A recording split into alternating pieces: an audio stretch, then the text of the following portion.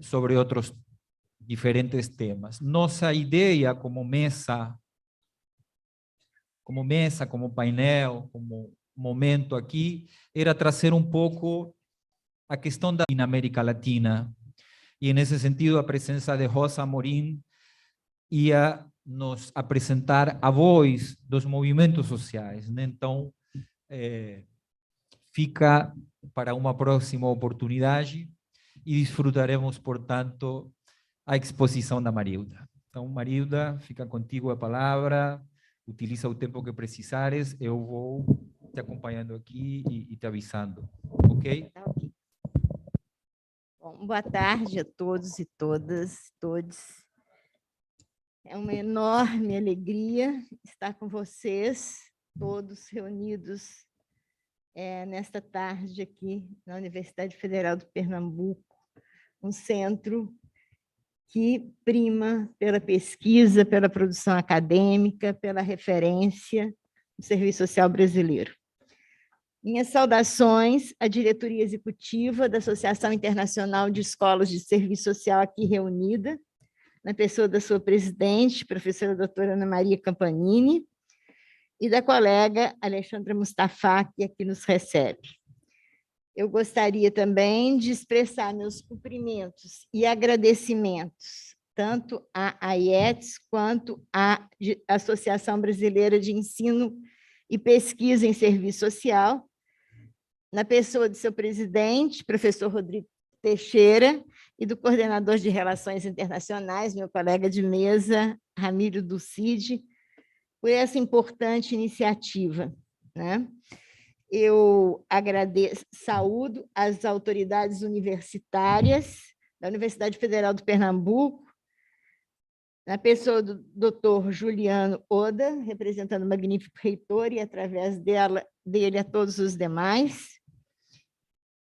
Saúdo ao Departamento de Serviço Social dessa universidade, na pessoa da professora doutora Graça Silva, chefe de departamento, e da professora Helena Chaves, coordenadora do programa de pós-graduação em Serviço Social. Gostaria de saudar também todos os presentes, né? Colegas, assistentes sociais, docentes, pesquisadores, estudantes, e todos aqueles que nos acompanham através da importante TV ABEPSS, nesses diálogos internacionais, marco importante na internacionalização do serviço social no Brasil. Certamente é uma honra ter aqui conosco docentes, colegas de diferentes partes do mundo que vão colaborar, trazendo, nos informando e nos enriquecendo com a realidade do serviço social nas suas respectivas regiões. Bom, o tema que me foi solicitado é serviço social e lutas sociais na América Latina. Eu apelidei nas trilhas da resistência coletiva. O serviço social na América Latina, há mais de 4 décadas, tem selado fecundos compromissos com os sujeitos que são o alvo prioritário do nosso trabalho. Trabalhadores e trabalhadoras, na sua unidade de diversidade de gênero, sexo, raça, território, geração, suas condições de vida, suas formas coletivas de expressão, na defesa da vida, dos direitos humanos e sociais. É a realidade desses sujeitos que se metamorfoseia em requisições profissionais aos assistentes sociais do mercado de trabalho, nas políticas públicas, nas empresas, nas organizações privadas não lucrativas, além da relação direta com os movimentos sociais. A pauta temática presente nas manifestações públicas das classes subalternas inclui múltiplas lutas, temas deste debate.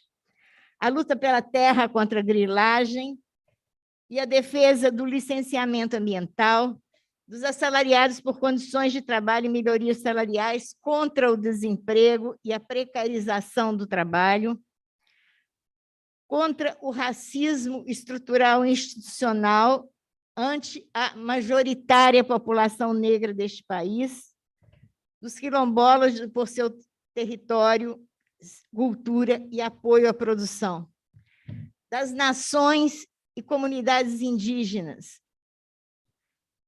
na defesa do seu patrimônio cultural, da demarcação e titularização de suas terras constitucionalmente assegurados, das comunidades periféricas dos grandes centros urbanos contra a violência do Estado e das milícias que assola tais territórios, da juventude, na defesa do ensino público de qualidade, das crianças pelo direito à infância e à educação, pelo respeito aos direitos dos idosos, pela segurança alimentar e contra a fome que assola esse país, das mulheres contra o patriarcalismo, o machismo e o feminicídio, da população LGBTQIA+, contra a homofobia, dos migrantes que buscam trabalho e fogem das guerras. O Serviço Social brasileiro está comprometido com esta pauta de reivindicações no seu trabalho cotidiano, em todos os espaços ocupacionais. A relação serviço social e movimentos sociais atravessa todos os níveis de inserção do assistente social no mercado de trabalho, no apoio aos interesses, reivindicações e projetos dos sujeitos individuais e coletivos com que trabalhamos, considerando certamente os limites impostos pelas nossas instituições empregadoras. O serviço social pode contribuir para que os sujeitos reconheçam que suas demandas, suas necessidades individuais portam uma dimensão coletiva de classe e adquirem força quando encaminhadas coletivamente. Mas a relação entre serviço social e as lutas das classes subalternas envolve também o trabalho direto com os movimentos sociais, de indiscutível relevância, alicerçada na confiança e no companheirismo na luta comum. Em todos esses espaços se expressam dimensões da questão social, enquanto desigualdade e rebeldia. Em outro momento, eu dizia que os sujeitos, ao vivenciarem as desigualdades, a elas também resistem e expressam seu inconformismo. E é na tensão entre produção da desigualdade, da rebeldia e da resistência que trabalhamos nós, assistentes sociais, situados nesse terreno movido por interesses distintos, dos quais absolutamente não é possível abstrair, porque eles tecem a trama da vida em sociedade. Então, essas também são nossas lutas, as lutas aqui referidas, enquanto trabalhadores especializados, e esta direção social da profissão nós vimos construindo há mais de 4 décadas no serviço social brasileiro, no contexto da América Latina e do Caribe, nos âmbitos do trabalho, da formação ou da educação em serviço social e das organizações gremiais da categoria e dos estudantes. Essa direção social no Brasil está corporificada na legislação, nas diretrizes curriculares para o ensino do serviço social de 1996-99, no Código de Ética da Profissão de Serviço Social de 1993, na Lei da Regulamentação da Profissão também de 93 e na Lei da Duração da Jornada de Trabalho do Assistente Social de 30 horas, conquistada em 2008. A vitalidade deste projeto é certamente tributária de nossas entidades representativas, dotadas de legitimidade política e capilaridade organizativa, pouco usual nesses tempos de ultraliberalismo, quando viceja o culto ao individualismo e o alheamento ante os dramas coletivos. Como diz a atual gestão da ABEPSS, aqui se respira luta. O alargamento desse projeto para outras latitudes se reforça nas relações com a Associação Latino-Americana de Ensino e Pesquisa em Serviço Social, Trabalho Social, a AIETS, a FIDS, Federação Internacional de Assistentes Sociais, região América Latina e Caribe, o Comitê Latino-Americano e Caribenho de Organizações Profissionais de Serviço Social, COLACATS, e, com muita alegria, a Associação Internacional de Escolas de Serviço Social. A minha exposição inclui 3 pontos: uma breve introdução, serviço social na história, uma reflexão sobre a questão social hoje, a banalização da vida humana, crise do capital e questão social, e, concluindo, desafios ao serviço social nas trilhas coletivas da resistência. Esses tempos sombrios de expansão da crise do capital, de profunda regressão das conquistas civilizatórias e de expansão da barbárie, desafiam a defesa da vida e do trabalho, dos recursos naturais do planeta e dos direitos humanos, na contracorrente do ultraliberalismo e das forças de extrema-direita proto-fascistas. Impulsionam assistentes sociais brasileiros e latino-americanos ao campo da resistência, na articulação com as lutas, formas de organização e movimentos sociais dos trabalhadores na sua unidade de diversidades. Na tragédia brasileira, marcada com selo oficial, que evoca o inferno dantesco da Divina Comédia, convivem 33 milhões de famintos, a criminalidade das milícias sem lei e sob proteção oficial, a grilagem das terras, os conflitos por demarcação de terras, o livre curso do narcotráfico, do comércio de armas, da pesca e da caça ilegais, do garimpo fora da lei em terras dos povos originários. A população negra é maioria no Brasil e alvo das mais graves violências. Representa 78% das pessoas mortas com armas de fogo, 72,9% do total de desempregados e 77,8% dos que estão entre os mais pobres, segundo a Oxfam Org Brasil. Nós temos acompanhados, todos nós, pela imprensa oficial nacional e internacional, o brutal assassinato do jornalista inglês Don Phillips, correspondente do conceituado jornal The Guardian e colaborador de vários outros, Washington Post, New York Times, Financial Times, e do indigenista Bruno Araújo Pereira, atuando no Vale do Javari, com 26 etnias, 6 mil indígenas e 8 milhões de hectares. Bruno Pereira era reconhecido pela União dos Povos Indígenas do Vale do Javari como um dos maiores especialistas em povos isolados, no combate a invasores de terra indígenas e extração ilegal de minério. O Brasil foi o país onde mais houve assassinatos de ativistas ambientais no mundo em 2020, segundo a ONG International Global Witness. Dos 20 assassinatos relatados, só foram superados no Brasil, só foram superados pelos 65 mortes na Colômbia, 30 no México, 29 nas Filipinas. Hoje, como diz a reportagem, há verdadeiras milícias que impõem ali a sua lei, e isso vem sendo estimulado pelo atual governo ao tirar a fiscalização e o poder do Estado no combate aos delitos, afirma Márcio Astrini, secretário executivo do Observatório do Crime. O Conselho Indigenista Missionário, CIMI, no seu relatório Violência contra os povos indígenas no Brasil, revela que assassinatos de indígenas estão em ascensão. 182 indígenas foram mortos no país em 2020, um aumento de 63% em relação a 2019. O citado relatório denuncia 263 casos de invasões possessórias, exploração legal de recursos e danos ao patrimônio, que atingiram 201 terras, 145 povos em 19 estados neste país. Na antessala das últimas eleições presidenciais, outro fato que teve repercussão internacional foi o assassinato de Marielle Franco e seu motorista Anderson Gomes, no centro da cidade do Rio de Janeiro.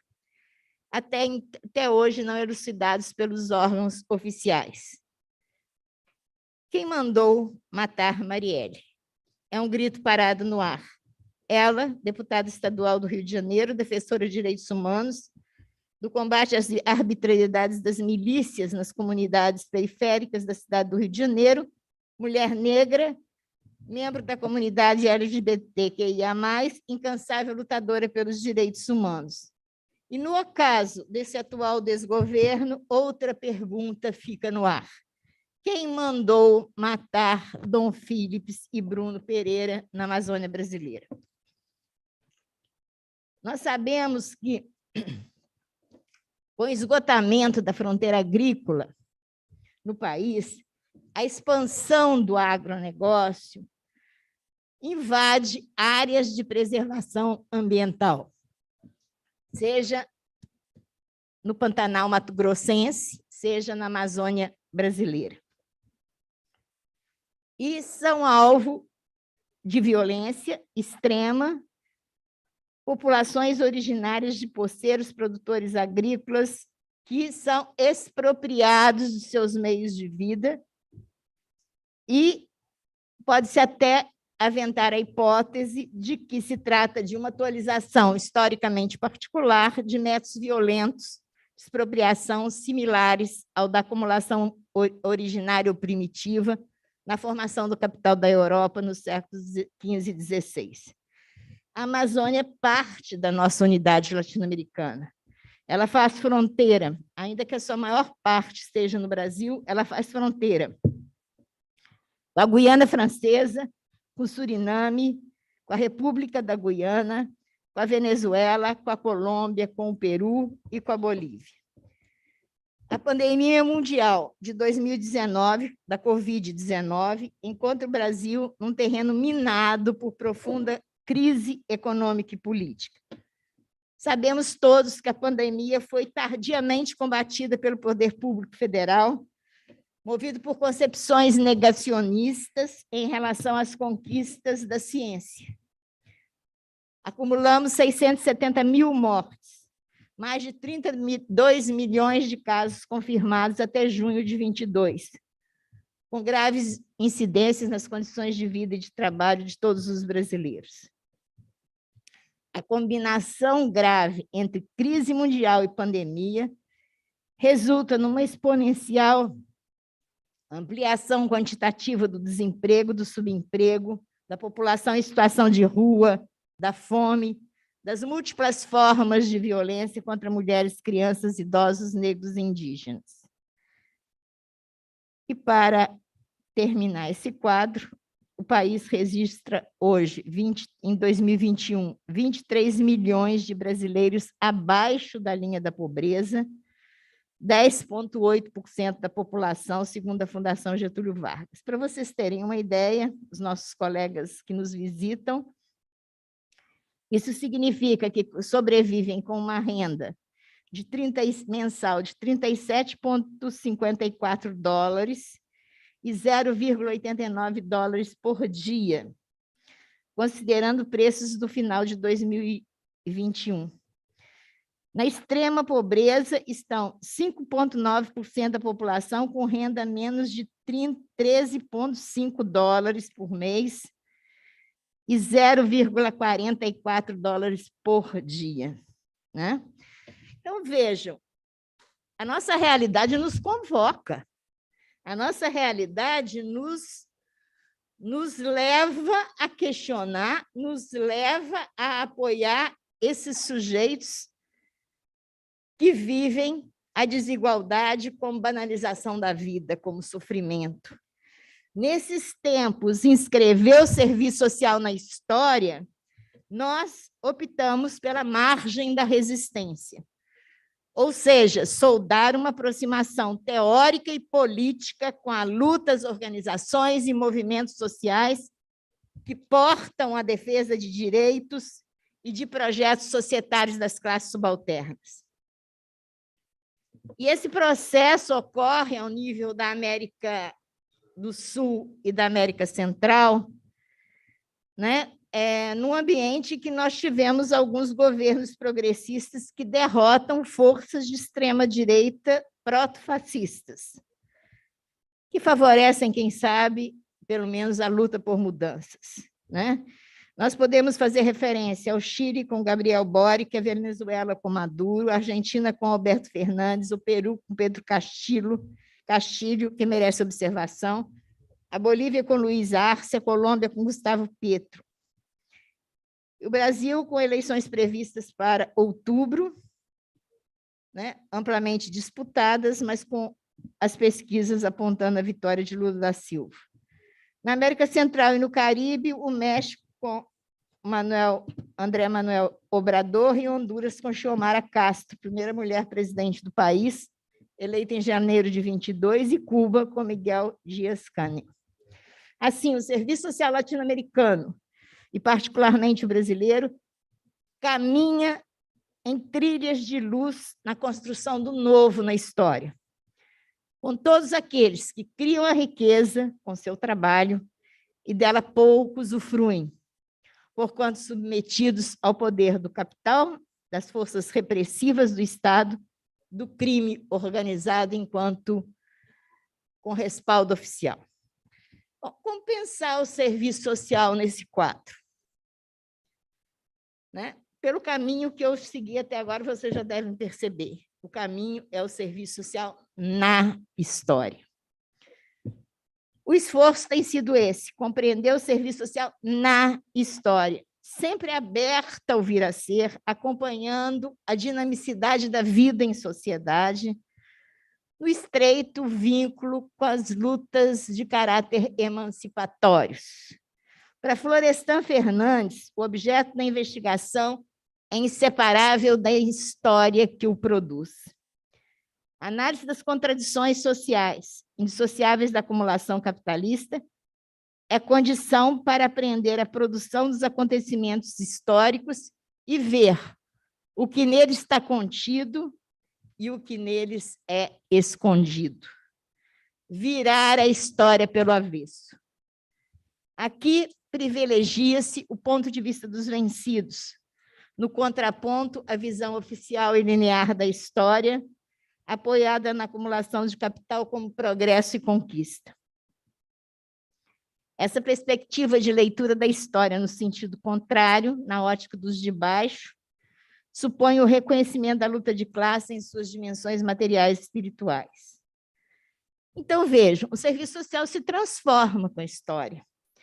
Ele se nega no movimento da história para renascer novo e superior, ainda que permanecendo o mesmo.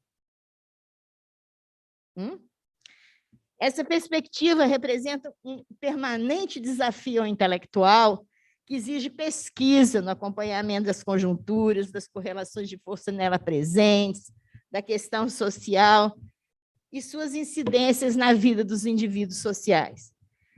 Essa é condição para que nós possamos apreender, decifrar as tendências presentes na vida social, capturadas pela razão crítica, que possam ser acionadas por meio da praxis, segundo nossas prioridades de ação. Mas nós estamos falando de América Latina, né? E aqui entram as nossas particularidades, os nossos enigmas históricos. Como diz o professor Ottaviani, uma realidade geohistórica, política, econômica, cultural complexa, heterogênea, contraditória e errática. Uma realidade que cria, recria e esconde a barbárie. A modernidade típica da sociedade e do pensamento europeu e norte-americano, aqui, se combina com heranças culturais muito particulares. Se o pensamento moderno afirma a razão em detrimento da tradição e da superstição, separa o espaço público do espaço privado, confina a religião à esfera privada, na história latino-americana, a modernidade assume traços peculiares. Aqui ela incorpora legados de séculos de escravismo indígena e africanos e de luta contra eles. O racismo estrutural e estruturante que preside as relações sociais no país constantemente se repõe, assim como a luta antirracista. Nações indígenas se mobilizam na defesa de seus territórios e recursos naturais, de formas de vida própria das culturas indo-americanas. O debate étnico-racial de povos originários e africanos escravizados alça centralidade na agenda nacional, tributária da luta social, que abre portas e janelas para a oxigenação da análise do serviço social no país e do nosso projeto profissional. Mas, certamente, são recriadas heranças patrimonialistas, caciquismos, coronelismos, na América Latina, nos outros países de língua espanhola, os gamonalismos, a cultura da violência, as formas excludentes de apropriação econômica e dominação política dos donos de poder e seus tradicionalismos vários. Como diz Yane, na América Latina, o Estado é forte, a democracia episódica, as ditaduras recorrentes e as lutas permanentes. Nessa longa trilha de resistência, a história da América Latina é uma história de lutas sociais. Bom, recentemente fizemos, num coletivo de mais de 40 pesquisadores, uma investigação sobre o movimento de reconceituação do serviço social na América Latina e no Caribe, 65-75, e seu diálogo internacional. E essa pesquisa atesta que o movimento de reconceituação do serviço social latino-americano tem um marco temporal de 10 anos, 1965-75, né? Embora com variações nos países temporais. Foi um marco fundamental na aproximação do serviço social com as organizações e movimentos sociais das décadas de 60 e 70 do século XX.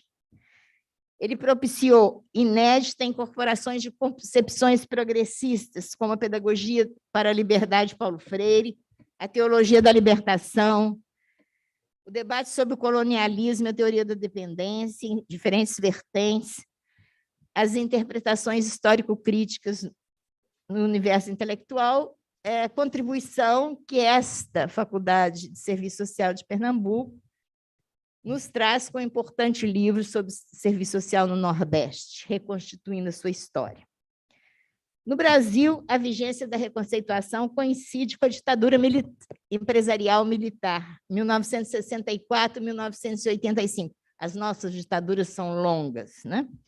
O serviço social é polarizado pelo vetor modernizador e tecnocrático, combinando extratos da filosofia aristotélico-tomista, no âmbito dos valores e dos princípios éticos, expressos no documento de Araxá e Teresópolis, com a concepção modernizadora, desenvolvimentista, tecnocrática. Mas nós tivemos um polo muito importante, que foi da Escola de Serviço Social da Universidade Católica de Minas Gerais, enraizado no movimento de reconceituação dos países de língua espanhola na nossa América, um polo minoritário à época de resistência, mas inscrito desde o seu nascedouro no debate da reconceituação latino-americana. Aquele projeto de resistência do Serviço Social Latino-Americano contou com dois importantes apoios que eu gostaria de salientar. O primeiro, do projeto ISE, do Instituto de Solidariedade Internacional para a América Latina, Trabalho Social, vinculado à democracia cristã alemã.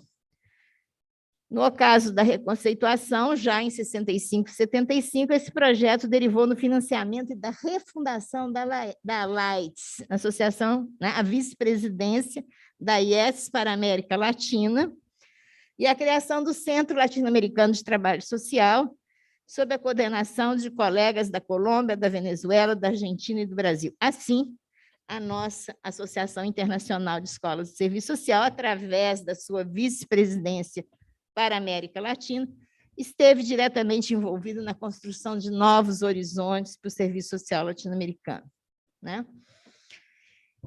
Essa vice-presidência da AIETS, a AIETS como vice-presidente da AIETS, é muito importante para nós. Ela foi criada em 65, no marco do 5º Congresso Pan-Americano de Serviço Social da OEA, teve uma refundação política. Em 1971, em Ambato, no Equador, na ruptura com o pan-americanismo, na busca de compreensão da nossa particularidade latino-americana, e eu sou testemunha ocular desse momento, eu estava lá, né? E teve como seu primeiro presidente desse novo momento o professor chileno, que foi diretor da Universidade de Concepción do Chile, Luiz Araneda, que participou da gestão 71-74 e sofreu os fortes golpes, as fortes, né, consequências do golpe chileno contra Salvador Allende em 73. O CELATS começa a se articular nos anos 74, mas tem seus estatutos aprovados em 75, e vejam só, o Serviço Social Latino-Americano teve um organismo de cooperação técnica internacional, né, no mesmo padrão da ONU, da OEA, né, reconhecido pelo governo peruano, criado em 75, com sede em Lima, e cujo projeto fundador contribuiu para a difusão e construção do serviço social crítico na América Latina, em 3 níveis fundamentais: na pesquisa, quando a pós-graduação dava seus primeiros passos, na capacitação continuada de profissionais, cuja maior iniciativa foi a Maestria Latino-Americana de Trabalho Social na Universidade de Honduras, em Tegucigalpa, e na comunicação e difusão das iniciativas do CELATS de sua política de publicações. As principais temáticas dessa pesquisa, legada por as nossas entidades latino-americanas, se encontram na base do serviço social, da renovação do serviço social brasileiro.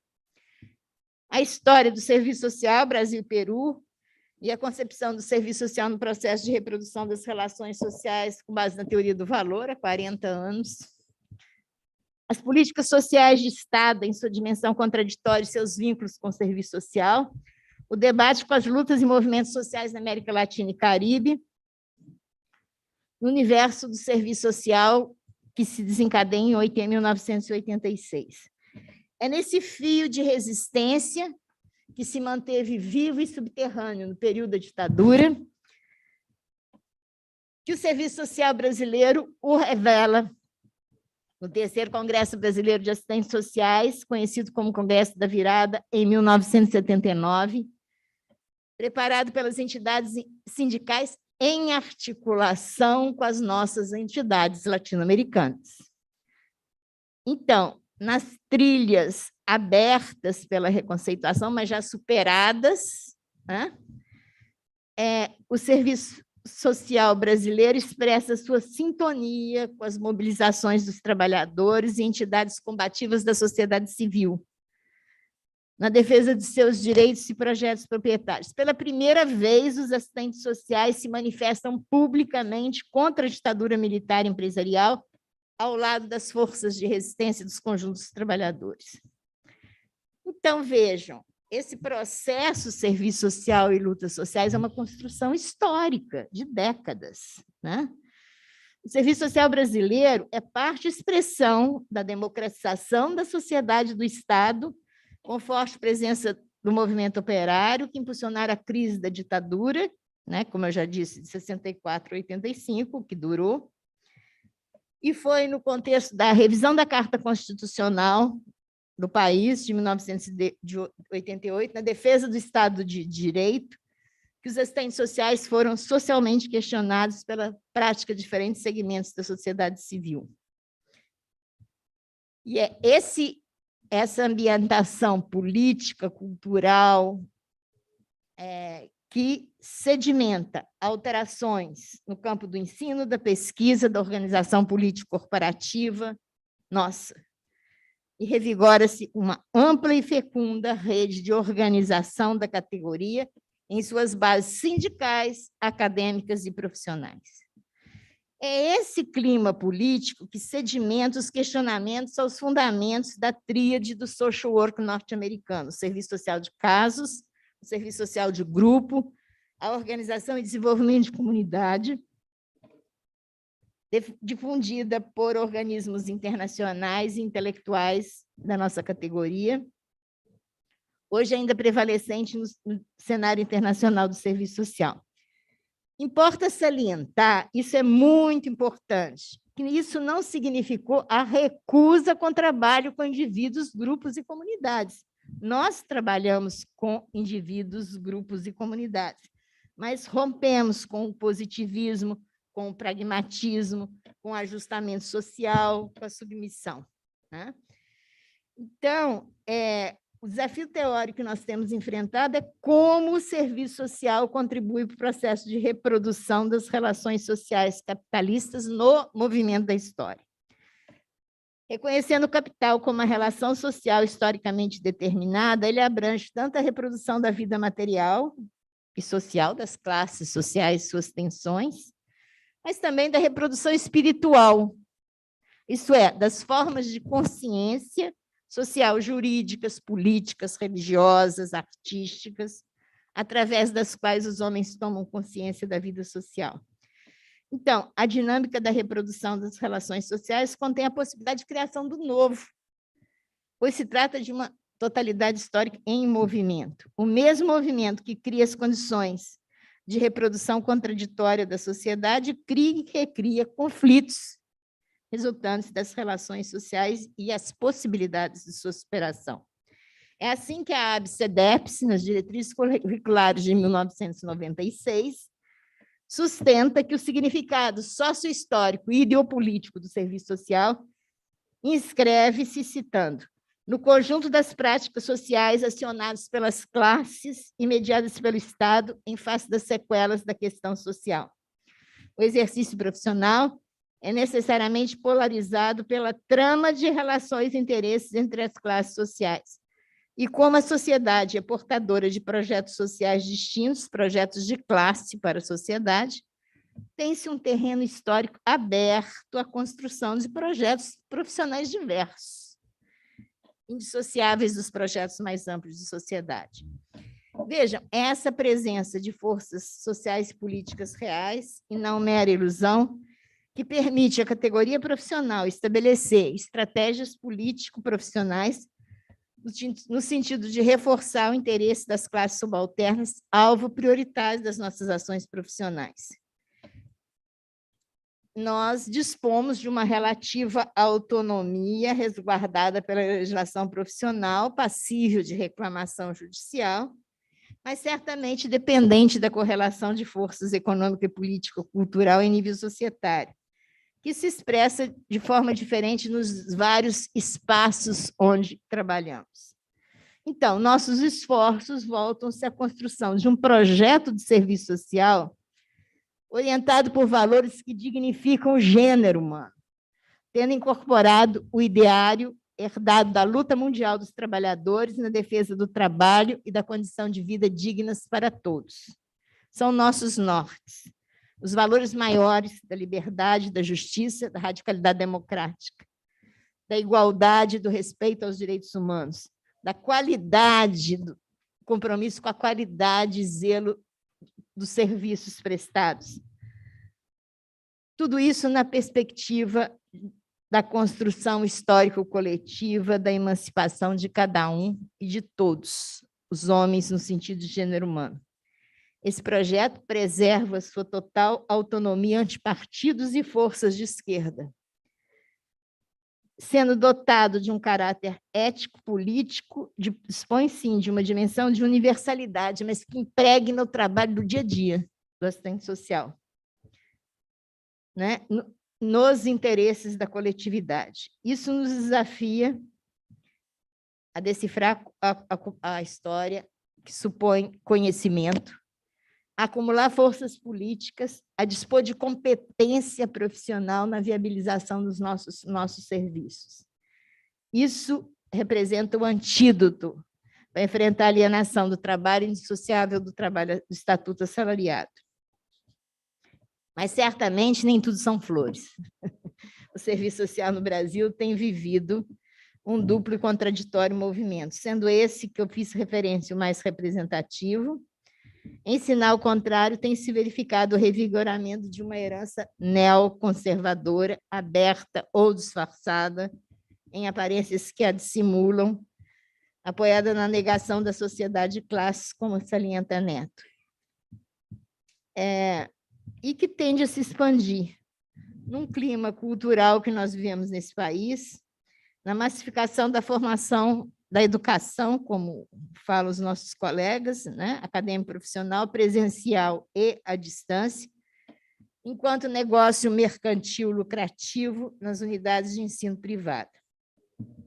Agora, uma coisa, nós temos clareza, os assistentes sociais não trabalham com fragmentos da vida social, educação, saúde, todas as dimensões, mas com sujeitos que condensam em si a vida em sociedade.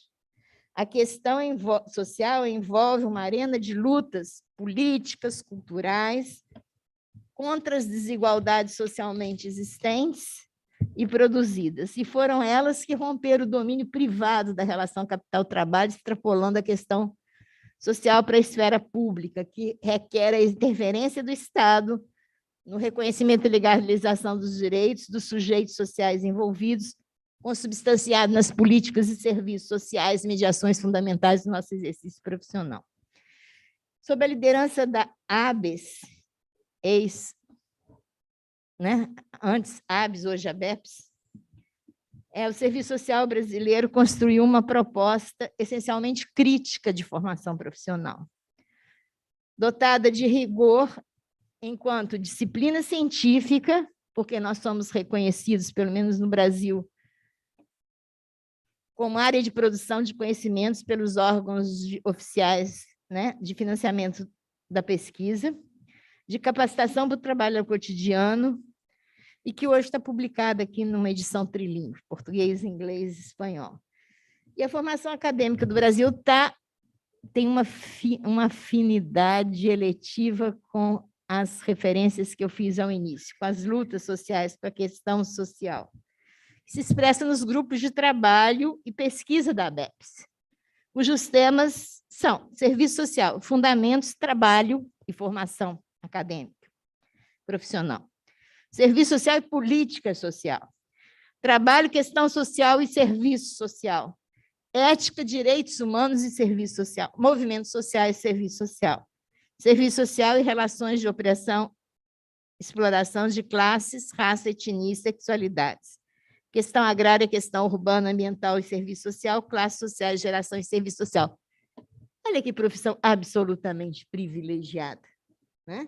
É uma profissão que abarca as múltiplas dimensões da vida dos sujeitos, né? Que rompe as fronteiras da especialização, ainda que sendo uma delas, né? Então, esse privilégio dessa profissão há que ser saudado. E esses temas se expressam em produção de conhecimento. Nós temos hoje 56 cursos de pós-graduação estrito sensu, 36 programas, dos quais, desses 56 cursos, 36 só a nível de mestrado e 20 ao nível de doutorado. Como disse aqui a colega da UFPE, nesses últimos anos, nós expandimos as nossas relações internacionais com a cooperação acadêmica, na formação de docentes, pesquisadores no país, no exterior, na difusão do serviço social brasileiro, nas investigações conjuntas. Agora, sabemos que essas conquistas têm sido tensionadas pelo crescimento exponencial do ensino privado, que tem a educação superior como mero negócio e um monumental crescimento do ensino à distância. A posição da ABEPSS e das nossas entidades coletivas sustentam a incompatibilidade visceral entre o ensino do serviço social e o ensino à distância, na convicção de que educação não é mercadoria, desde 2008, com a campanha Educação Não é Fast Food, que envolveu o Cefes, a ABEPSS e a Enesso. Essa posição volta à defesa da qualidade do ensino superior contra a massificação e precarização da formação universitária, subordinada às exigências imediatas do mercado e o correspondente aligeiramento e banalização dos conteúdos ministrados, não condizentes com as propostas diretrizes curriculares. O trabalho docente passaria a ser presidido pela insegurança nas relações de trabalho, não é mais professor, agora é tutor, não é contratado por concurso público, mas por contrato temporário, né? Dificuldades ainda geradas no movimento estudantil, na luta sindical, com a perda de interação entre os docentes, o diálogo coletivo e estratégias de mobilização política que contribuem para a formação cidadã. Ao mesmo tempo, o ensino à distância fere o ensino universitário, expresso na articulação entre ensino, pesquisa e extensão. Bom, o tempo está acabando, eu não acabei, mas... Mais uns minutinhos? Bom, a ideia que está aqui contida é um aprofundamento um pouco mais teórico da relação entre crise do capital e questão social, e finalizando com os desafios ao serviço social, né? Sobre esses eu vou falar 2 pagininhas, 6 minutos. Na América Latina, as atribuições e competências do assistente social têm se ampliado no âmbito das políticas públicas, incluindo sua formulação, avaliação, financiamento. São preciosos os nossos estudos de financiamento das políticas públicas, além da execução no atendimento às expressões da questão social. Em tempos de ultraliberalismo, as políticas públicas, âmbito privilegiado do trabalho de assistentes sociais, são cada vez mais focalizadas e condicionadas mediante a restrição de financiamentos públicos. No país, a expansão de espaços ocupacionais na órbita do Estado, nos níveis federal, estadual e municipal, alargam o mercado de trabalho especializado, com destaque ao campo da Seguridade Social, que no Brasil representa o Sistema Único de Saúde, patrimônio dos brasileiros, que foi fundamental na pandemia, guiada pelos princípios de universalidade, integralidade, participação social com financiamento e gestão integral garantidos pelo Estado. Educação pública gratuita. Saúde pública gratuita. O Sistema Único de Assistência Social, que inclui renda básica de cidadania, auxílio emergencial dos segmentos de população mais pauperizados, direitos de crianças e adolescentes e dos idosos, a população de rua no acesso à cidade e aos serviços e à segurança pública, a defesa de mulheres e da população LGBTQIA+, ante a violação dos seus direitos, a previdência social e, recentemente, a obrigatoriedade dos serviços de psicologia e serviço social em toda a rede pública de educação básica do país, nos 5.000 e tantos municípios que nós temos, né? Então, nesses tempos de recessão e pandemia, nós também sofremos com a redução do emprego formal, com a redução ao acesso aos direitos trabalhistas, ao salário indireto, que afeta o conjunto dos trabalhadores, também nós somos trabalhadores. Cresce o trabalho precário, temporário, a contratação por projetos, a insegurança na vida que atinge a nossa vida também, né? Estamos vigilantes em defesa das condições de trabalho seguras e legalmente protegidas, do piso salarial, da implementação da conquista da jornada legal de 30 horas para assistentes sociais e, na pandemia, uso de equipamentos protetores individuais e coletivos e a higienização dos locais de trabalho. A informalidade atinge também o mercado de trabalho do assistente social, além do baixo nível salarial, situações de insalubridade e de assédio moral, né, dada a prevalência da caráter, né, majoritária, uma profissão majoritariamente feminina, são frequentes. É preciso ter clareza que as condições de trabalho repercutem na qualidade dos serviços prestados e na relação do assistente social com a população. Os projetos são abruptamente interrompidos quando termina seu financiamento temporário, expectativas da população envolvida nas atividades são frustradas, a legitimidade obtida para a realização do trabalho do assistente social é truncada, além de muitas outras implicações.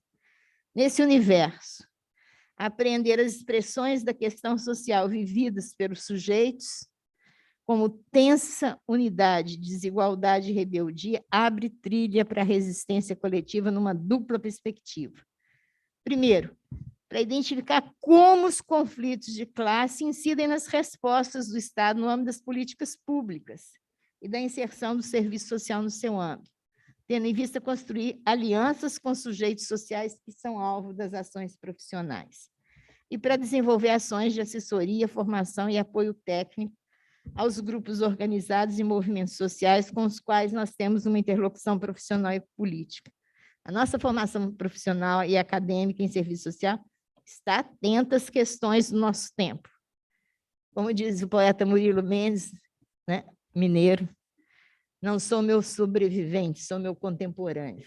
Né? O serviço social é seu contemporâneo, no âmbito do ensino, da pesquisa e da extensão.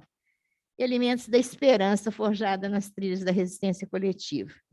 Soldar uma unidade do serviço social no cenário mundial envolve uma construção coletiva, político-profissional, que, reconhecendo e respeitando nossas diferenças, possibilite um debate acadêmico profícuo em relação às nossas diferentes formas de explicar, direcionar e realizar o serviço social. Mas é também aquilo que, numa feliz expressão de Lukács, diz-se, é aquilo que permanece na mudança. Né? E eu finalizo, então, com as palavras dos ativistas do Observatório de Direitos Humanos dos Povos Indígenas, isolados, né? Na despedida de Bruno Pereira, que eu fiz referência, que foi assassinado na Amazônia. Né? Diz os colegas, de nossa parte continuaremos a luta, estamos em guerra, não vamos parar.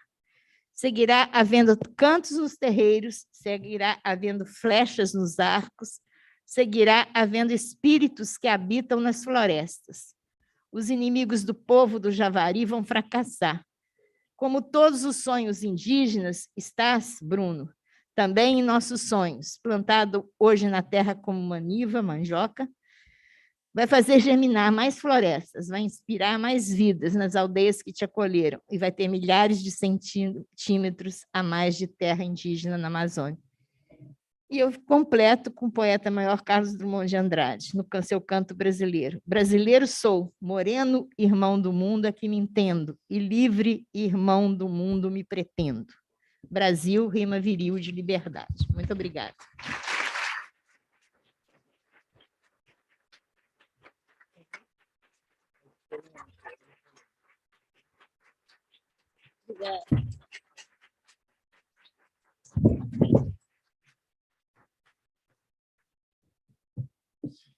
Muito obrigado, professora Marilda, pela brilhante exposição. Como sempre, né? Sempre Marilda nos cheia de inquietações, nos inspira, né? Em todos esses debates urgentes, né? Marilda tem formado gerações de assistentes sociais no Brasil e na América Latina como um todo. E para nós é uma alegria enorme tê-la assim, ativa, profícua, instigante, é sempre muito interessante. Queríamos agradecer também, em nome da Associação Brasileira, a Associação Mundial, em nome de Ana Maria Campanini, sua presidenta atual, agradecer por toda a abertura, por todas as possibilidades, as intenções de diálogo, dizer que nós estamos muito empolgados com aprofundar essa relação, assim como Marilda falava, para a própria organização latino-americana, a Associação Mundial foi fundamental em seu apoio. Nós acreditamos que hoje segue sendo fundamental para nós podermos manter nosso projeto, que vem sofrendo tantos ataques, mantê-lo e fortalecê-lo. Então, queríamos agradecer desde a ABEPSS muitíssimo a Associação Mundial, a Associação Latino-Americana, em nome de Rita Meonho, que está aqui, escutaremos ela em breve, a associação da qual fazemos parte, e estamos também muito entusiasmados com o novo ciclo, a nova etapa, e como diz Marilda, a realidade atual nos demanda intervenção, nos demanda crítica. Por isso, hoje, mais que nunca, nesse contexto tão adverso, repetimos, reafirmamos a consigna da ABEPSS: aqui se respira luta. Muito obrigado, boa tarde. Nós passamos agora para a próxima mesa.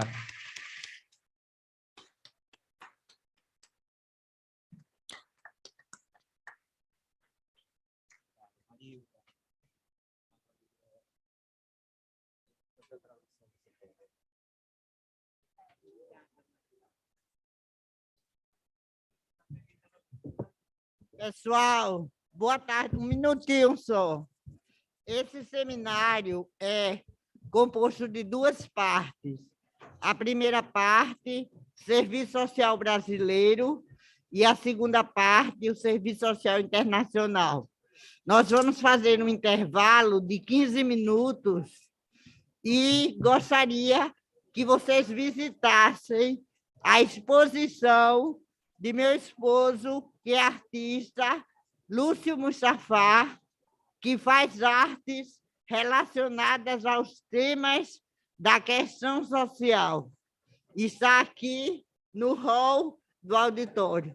Então, a gente tem 15 minutos de intervalo e depois a gente volta para a segunda parte do seminário.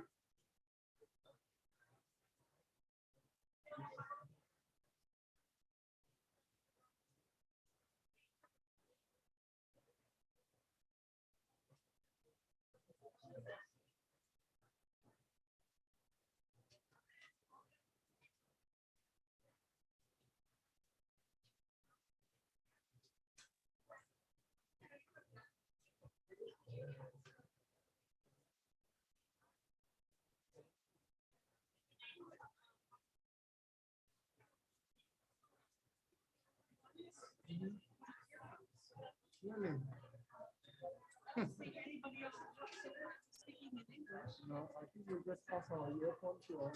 Yeah, thank you.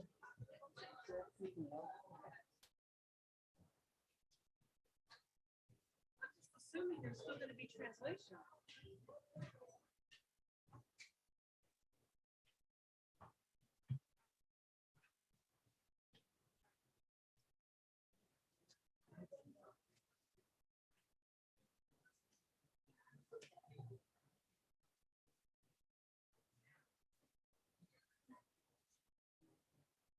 John, this is yours. Oops, it just dropped it. Yes.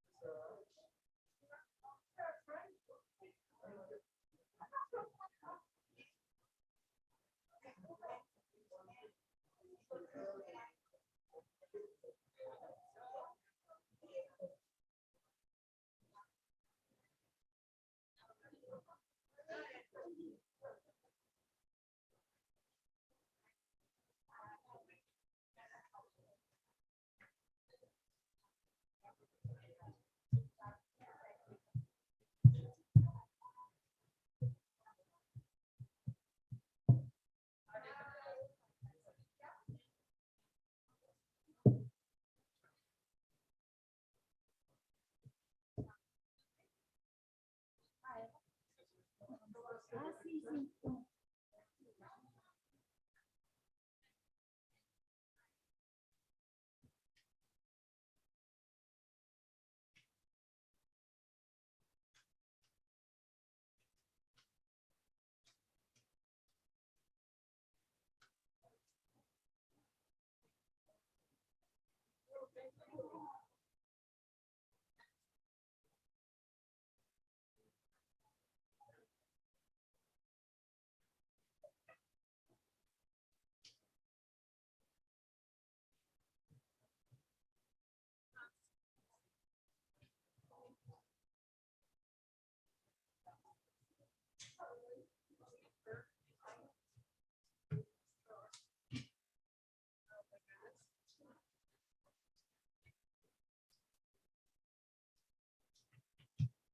you? Okay. Careful, there's something. I asked them to wipe it out.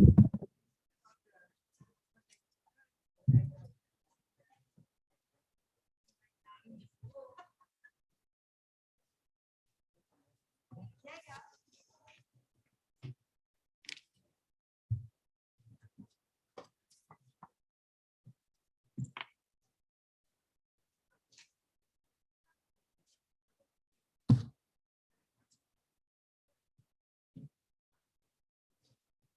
Yeah.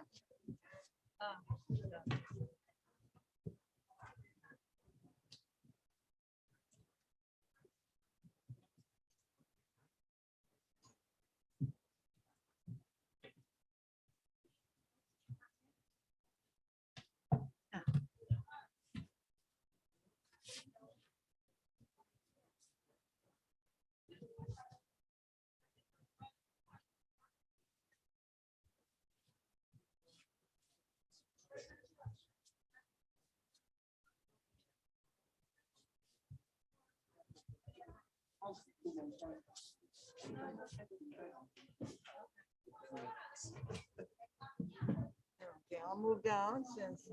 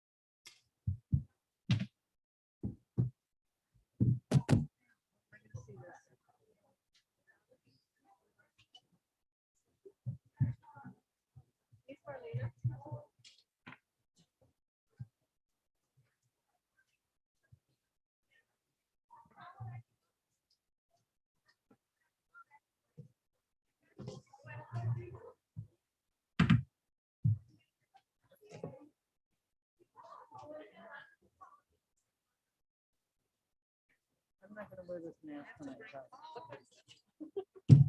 I have notes everywhere. But I'm not wearing this when I talk.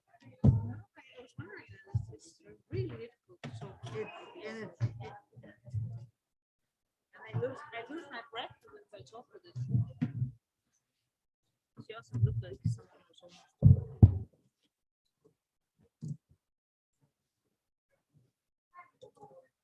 I want to go and say thanks to the translators because they really, this is why. yeah. This is why when you open the Bible. Uh, To do it on the floor. These stupid, really squeezy Bibles.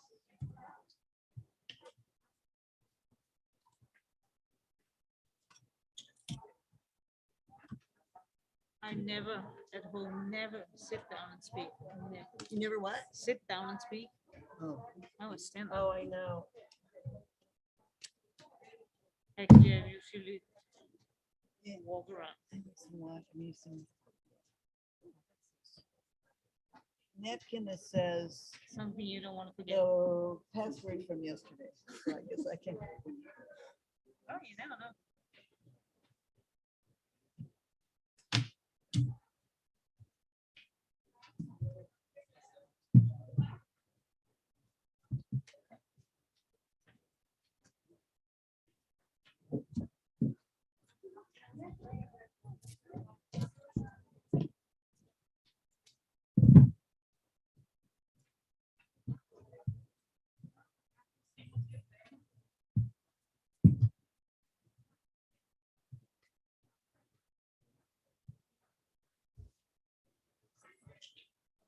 was waiting for Rita and Shimon to get back. Oh, yeah. Should I go get them? Sure, they're out there. Well, they were going to the restroom, so. They're not in the restaurant. I just they're came not? there. Oh, yeah. It's really.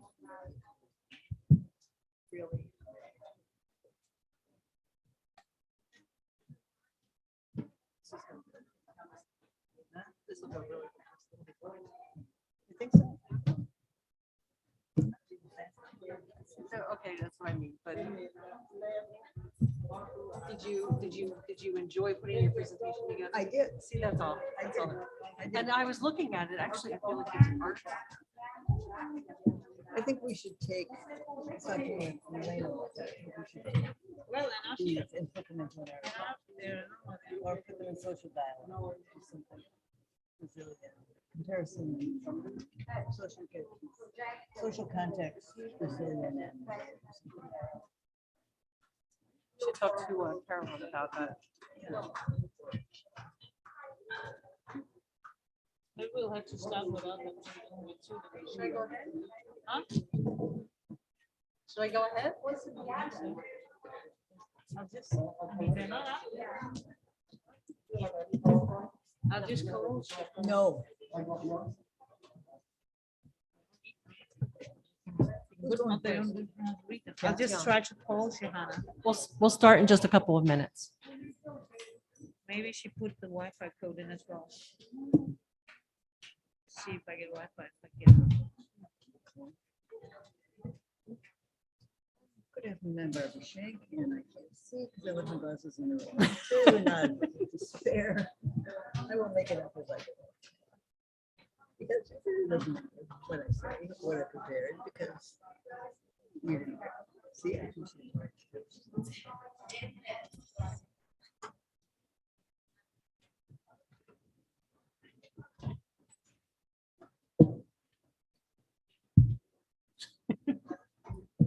I think we have to go ahead with that.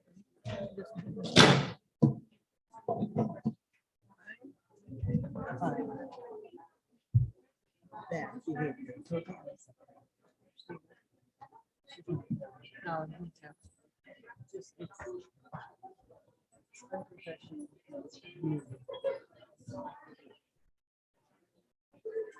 I'm gonna start. So what about time wise? We're just eating up of the discussion or? Well, you're nice because I stuff. It was my fault. Isn't that nice?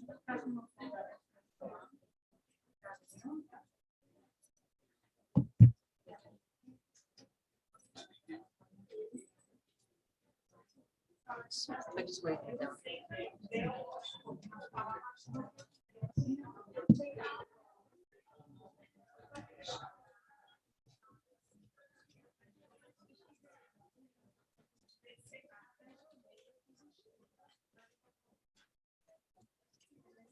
No, we're ready to start. Oh, but you're first. Oh, yeah.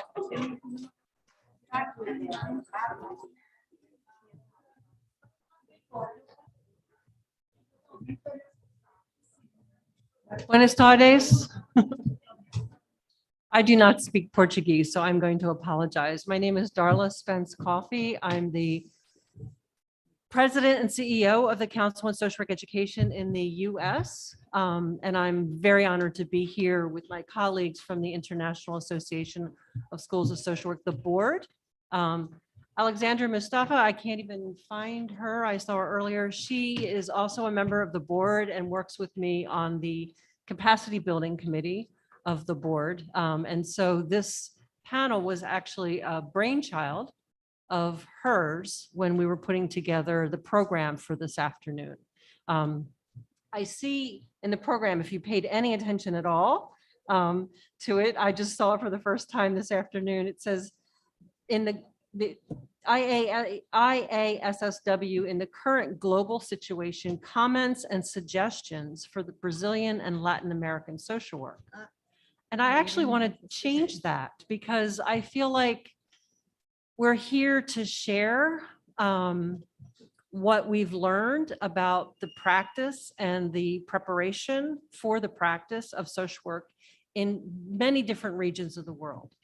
And I'm hoping that in sharing what the development of the social work profession in our respective countries and regions will have something to bear on this particular moment in time. I do feel like this is a very important time for social work in the world. And this presentation is mostly going to be looking back. I think about the concept of Sankofa from our colleagues in Ghana. And Sankofa itself means looking back in order to move forward. It's really about a way to learn from the past in order to prepare actions for the future. And I think that's exactly what we're doing. I was very, very impressed and inspired by Professor Yamamoto. And I feel like, you know, the tracing of the development of the profession with various social movements and the ways in which in some parts of the world we have sacrificed some things for political legitimacy. And now is the time to reclaim our values, our roots, and collectively figure out what our actions will be in order to make things right for all peoples of the world. So I just wanted to say a little bit about that. I'm honored to be here with 6 different regions of the world. And so what I have asked each of them to do is respond to something that Alexandra and Mustafa put together, really helping us to understand the evolution of the social work profession in Brazil. Understanding that the profession has emerged within the context of historical, political, religious, economic factors. And that's true for all of our experiences. And so each one of the panelists are going to be talking to you about how the social work profession and social work education emerged from within the context of those very same kinds of factors. So I'm going to first call on my colleague. And I am going to I could spend 10 or 15 minutes introducing each one of my colleagues. I'm going to restrict it to what their role is on the International Association of Schools of Social Work Board and their current or immediately past position within a university, just to give you a little bit. So I'm just going to start with that. The first presentation is going to be by Nguyen Thiong Tan from Singapore. Thiong has been working as the treasurer of the International Association of Schools of Social Work over the last period of time, and he's been a professor at Singapore University of Social Sciences. Thiong?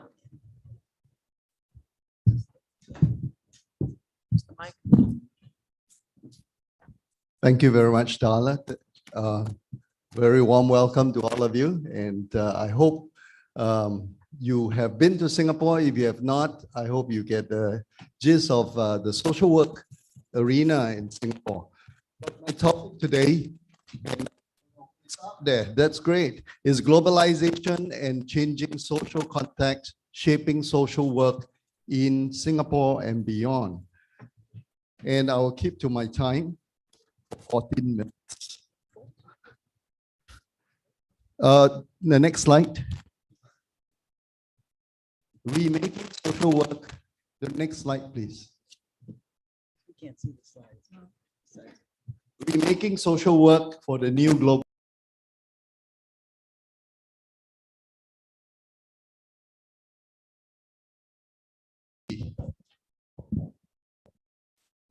We are happy that this is a volume consisting of different presentations during the online conference that we had last year.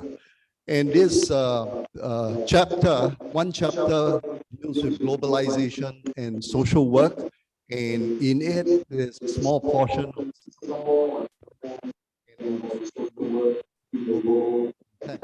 that's why Just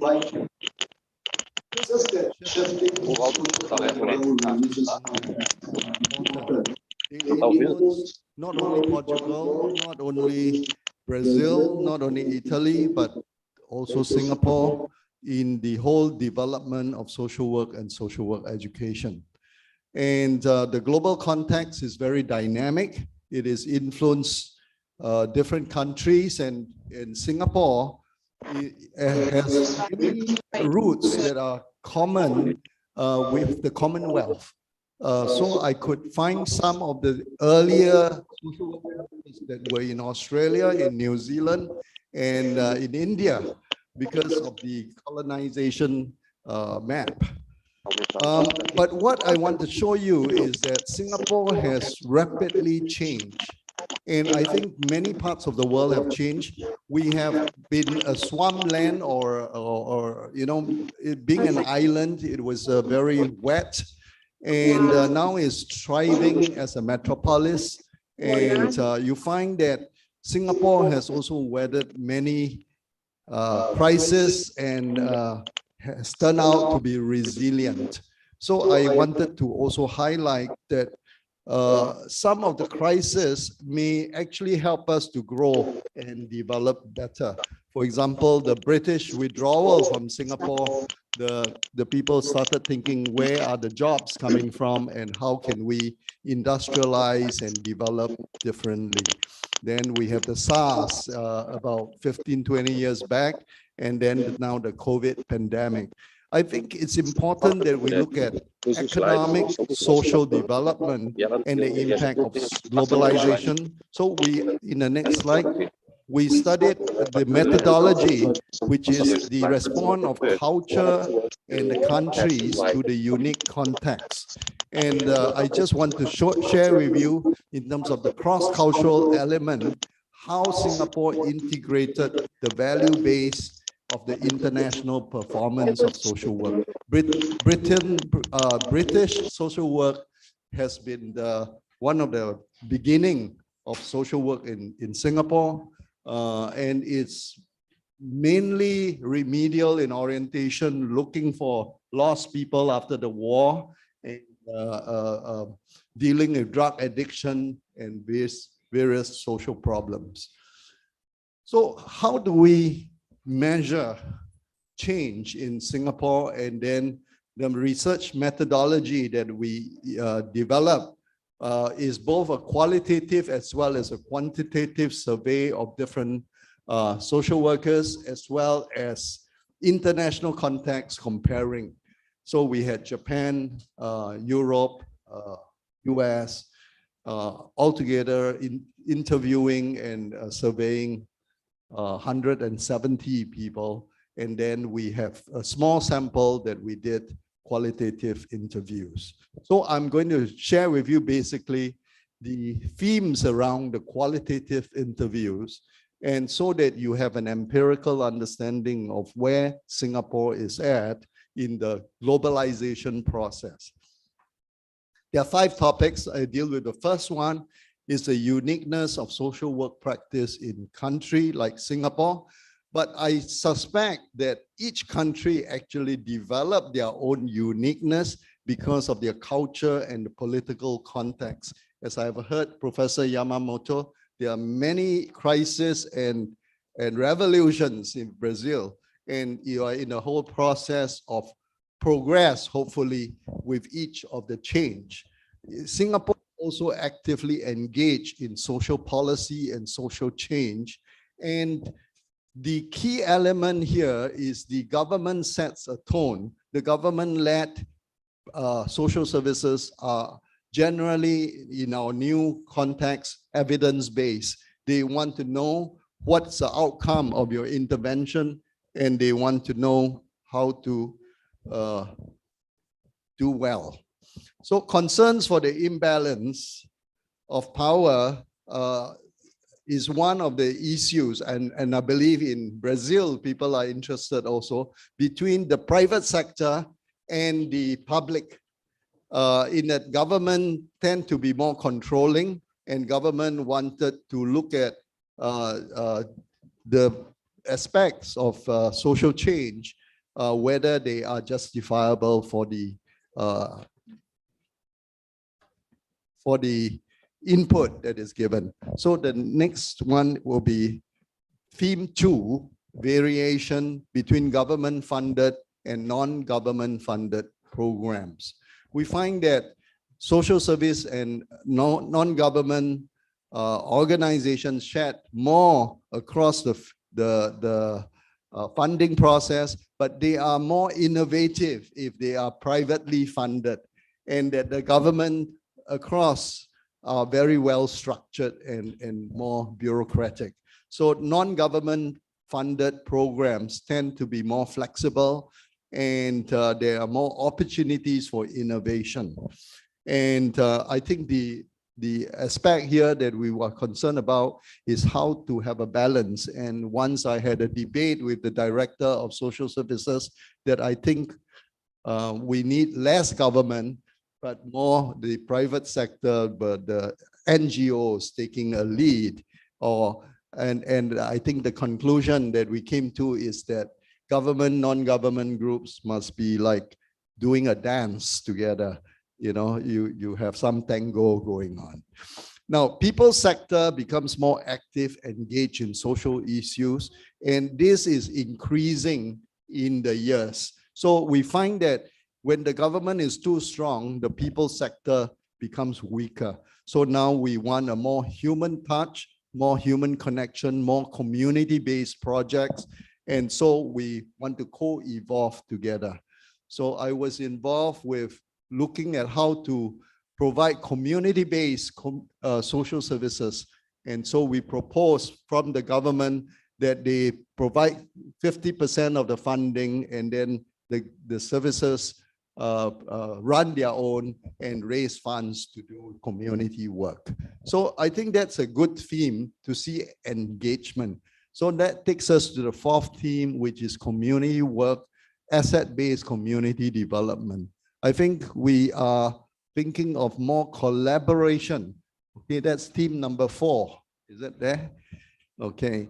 Participants then agree that community work is a signature for social work practice, and government-funded and non-government-funded organizations can work together to develop social policy and social change. Let me go to the second topic now, topic 2, globalization. So we asked the respondents what globalization means to them and how globalization affects social work. And social work practice as an interaction between micro and macro, it's important to see the macro systemic influence of what's going on in other countries affecting our own local context. And in Singapore, we have the problem of environmental pollution when Indonesia, Malaysia do forest fires and burn their crops after harvest. You find that the haze comes to Singapore. So Singapore is positioned in a way to interact with the world. Strategically, Singapore flourished because of its metropolis, because of its harbor, because of its airport, its financial services. So Singapore as a regional hub is important, and that's how globalization shapes us in the sense that there are many foreign investment, and therefore there are many services catering towards that. The next topic, topic 3, so I'm 2/3 away already. The impact of globalization on social work practice is to rethink localization in a globalized era.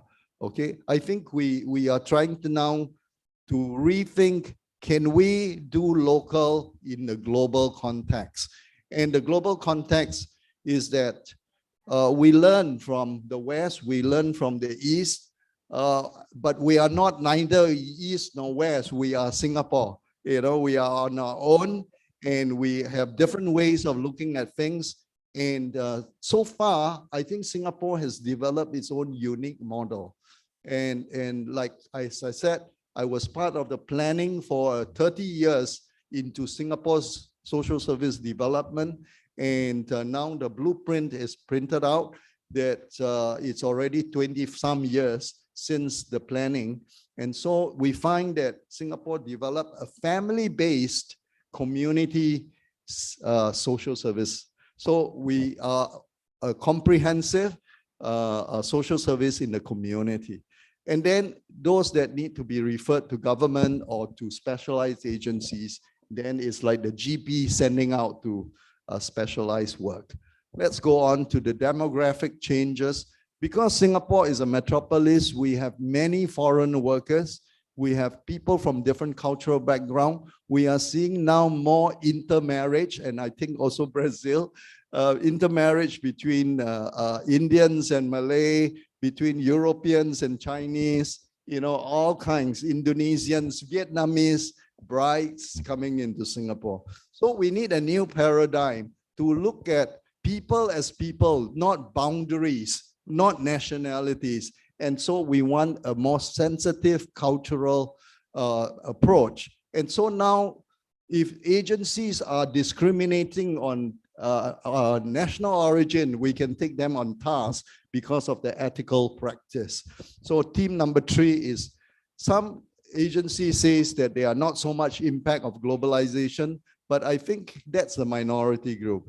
So topic 4 is on the paradigm approach and the practice for the future. We asked them, what do you see Singapore's social work practice in the future?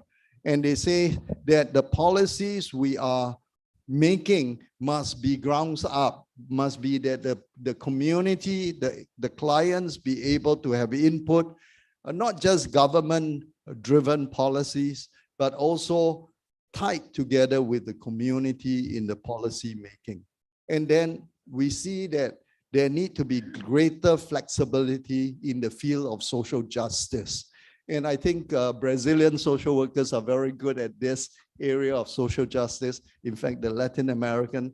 But we need to steer away from funding as the control of the social service direction, but providing opportunities for people who are not supported, who are discriminated against. So practitioner must move beyond the parameters of the funders to go into more innovative frontline work.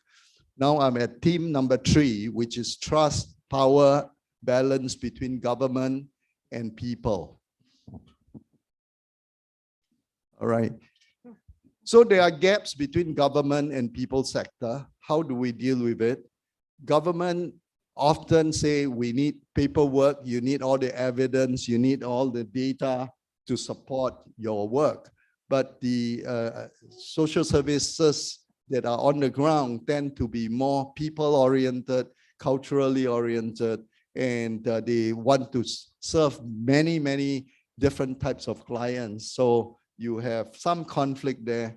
But what I think social workers need to do is to learn to be culturally adept and also to respect different cultures and different ways of doing things concerning money, concerning their ways of life and the self-determination. So these are some of the tensions, and we ask for cultural humility as a way to beyond cultural competency is a way to receive and accept. The last topic that we have is the impact of globalization on social work education. What's happening in social work education in Singapore? What's the curriculum like? And we find that the curriculum is expanding. There is an expanding of learning beyond the local context. And I think this must be so in many countries, that you want to move beyond your just local context. And we find that the younger graduates from different countries who come together, come back and introduce more the international connection in the curriculum. And I think the international curriculum enriches the curriculum. So as a dean of the school at one time, I was pushing for international social work and even a diploma or master's in international social work. So I think building international context needs, the next theme is building interpersonal tenacity and resilience, okay? And social work education should help students move and their resilience in the global context. And social work students have opportunities for resilience. I heard yesterday that they want to do more international exchange and research. And I think that is one way to keep up and be resilient in the changing. So let me just conclude with a few things. I will have a discussion, and then I will go on to looking at a model that I want to propose. Okay, number one, cultural diversity is important in the discussion, and that we need to have more diversity in terms of cultural competency, cultural humility.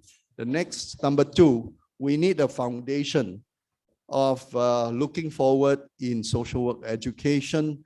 We need a broader context and a futuristic outlook.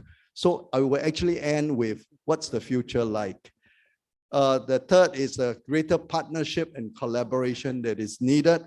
And I think all of us are very keen to develop a partnership beyond our own shore. And number four is a proactive research and social work practice and education. I think we must still tie down social work education with social work research and intervention and innovation. And then the future of social work education, I think we have to develop our own identity. My premise for my colleagues in the university is that the university must lead the way for social work. If the university are not innovative, creative, then the field will be very lagging behind. So I think here, building resilience of social worker, building resource, and building the future. So what's the significance? The overarching frame gives us the idea that globalization needs new skills and competencies, cross-cultural awareness, and cross-cultural humility. And research and innovation is still very important, and that we need to be globalizing in a socially responsible way. And we have to hold companies, as Professor Yamamoto would say, we must hold the businesses, the policy makers accountable to the change. And so globalization in each country, in each context moves on. The importance of models and curriculum development is so important. So one course that I teach is model building for social work practice. We need to develop new strategies and model that we can move forward in different fields and be relevant to the culture and context. So the last slide there, second last, is the social inclusion. Can you see further more down? Hello, down. Down. Oh, okay. This is the two slides I will give to you as a present. It's not part of this presentation, but part of the model building is to understand how social inclusion works. So I have developed a model for social inclusion, and it's in one of my publications on marginalization and social inclusion to enhance social interaction and connectedness with the marginalized group. And I think that's an important thing for teachers to conceptualize and to develop models. Next. Last. This is the last slide, a vision for the future good. I want to propose a model towards the future. How do we go towards social well-being and goodness? How do I have a greener, fairer world? How do we innovate and create for the future? And I think social work has a role in that. So we need to future-proof our society in the next slide. And then I want to thank you for your attention. Good wishes to you.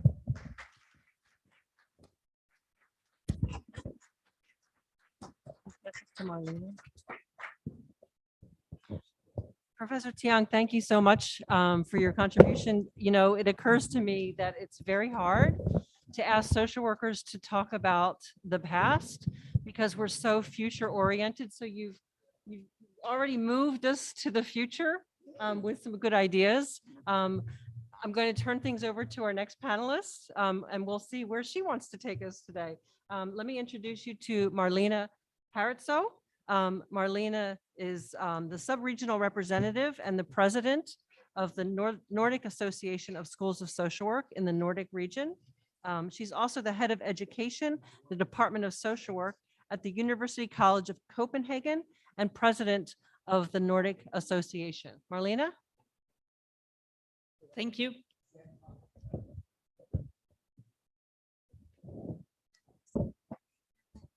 Thank you very much. I am delighted to be with you all.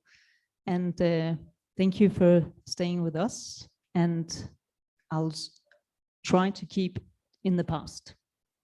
What I'll be talking about is the welfare state context, because I come from Denmark. And in Denmark, we do have social work like the rest of us, but we are oriented around a welfare state context. So a lot of our social work is done through welfare state institutions. All right. So before we go into the challenges of the welfare state, don't worry, the slides will be there in a second. And there's so much text, so you just listen and that we translate it. So I will take you through a brief, very brief, I haven't clock here, history of the welfare state in Denmark. So we'll get to the challenges, because the challenges of where we are now in social work, which is very related to what we heard before, is related very much around the welfare state and the development of this. So we had the welfare, or like the many other places in the world, we had a faith-based social work in Denmark in the early 80s. It was based around the Lutheran Church, but in the 1890s, we had a shift in welfare where we came from faith-based to a more secular-based social work. In here, we kept the faith-based, meaning the belief-based, where we were looking at people who were worthy of getting help. So everything evolved around who could get help was, of course, who was poor enough and who was worthy of receiving help from the state.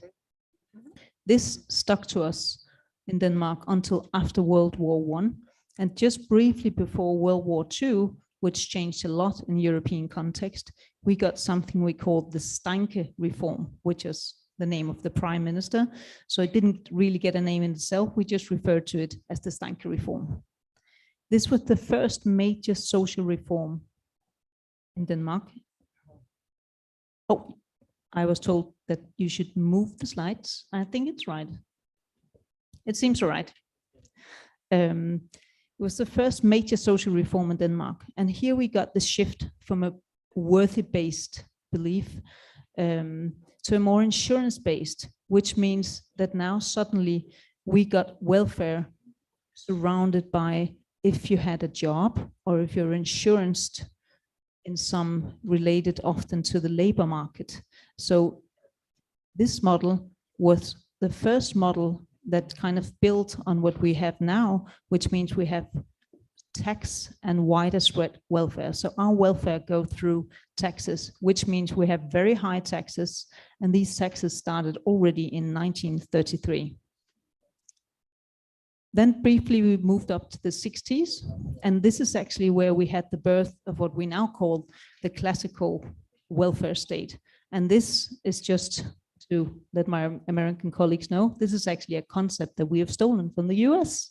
It's not a European way model, it's an American model that we kind of imported and made our own. So in Denmark, we made something called the social democratic welfare state, which is a flat rate or universal model where we have focused on need-based and we have focused on welfare to all, where before we were focused on which you have, were you worthy of need, and then were you insured to get need, And in the 60s, we started the universal welfare state, where we saw, so who is by law worthy of need and not by ethics or moral. And here we started to have free schools, free universities, free doctors, which we, by the way, still have to some extent. And of course, the taxes got higher. So the state pays more for public expenses, and it's all paid through taxes.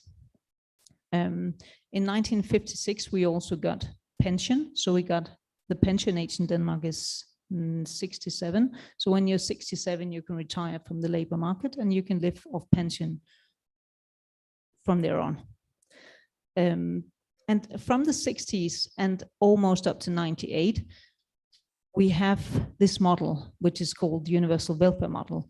But I'll just briefly stick on to the development of the Assistance Act, the Development Assistance Act in 1976, because here we had a global oil crisis. And this is already where the discussion started of, should we start, is this too much? Are the taxes too high? Is the welfare too high? Can we get, is the motivation, are the people motivated to get a job if they could just live off the benefits? This is also where we had a lot of women, almost all women, coming out to the labor market, which means we need a professionalization of childcare. So this is also where all the children started to go to nursery schools. From their around 1 year until 6 years, they go to free nursery school. It's not free anymore, it was back then. And then we started to think about, should we kind of diminish the welfare state, which means should the social workers again start to see who can actually get the benefits. Now you can change the slide. Because now we get to where pretty much where we are now, because as we had Reagan in the US, we had Thatcher in the UK, we also had the neoliberal tendencies in Denmark. And in 1997, we had the most influential change in the welfare state. And we had started to have discussions with his rights versus duty. So from a rights-based perspective, you would say, what are the rights? What are your rights? What is in the law? And duty-based, which is getting more further and further on, which is also actually what you were talking about. Which duties do you have to do towards the state to get the benefits? Which means that especially right-wing politics, and we had a shift in the public attitude to welfare and specifically integration, because we have a quite large migration to the Nordic country. And the right-wing politics started to say, should they have the same benefits as the ethnic Danes citizens? So this started the discriminatory practices. And in 2008, with the financial crisis, I would say, or in the Danish context, where this is actually where we went beyond welfare state, because now suddenly we have duty-based benefits and it becomes the norm. So it went from being something we in social work didn't want to talk about, because it's so far from our universal model that we in the Nordic country have been very proud of, and that to some extent many people think we still have, because that's kind of what we are telling people, but we're not. We are beyond that, because we do have a lot of duty-based, I mean, you have to do a lot of things, and we have privatization and outsourcing of elderly care, outsourcing of hospitals, outsourcing for labor market activities, which means the social workers and also the social work education is being outsourced. So the ones that are taking care of the elderly are not social workers. The ones who are taking care of the people who comes in and searching for a job are to some extent not social workers. They're all other kind of professions coming in and taking each a little bite of what is usually social workers dominated practice. You can change the slides. And here comes what I would say the challenges of this way, because we agree still, we do have a welfare state compared to many other places in the world. I do know, just saying it, we have a lot of free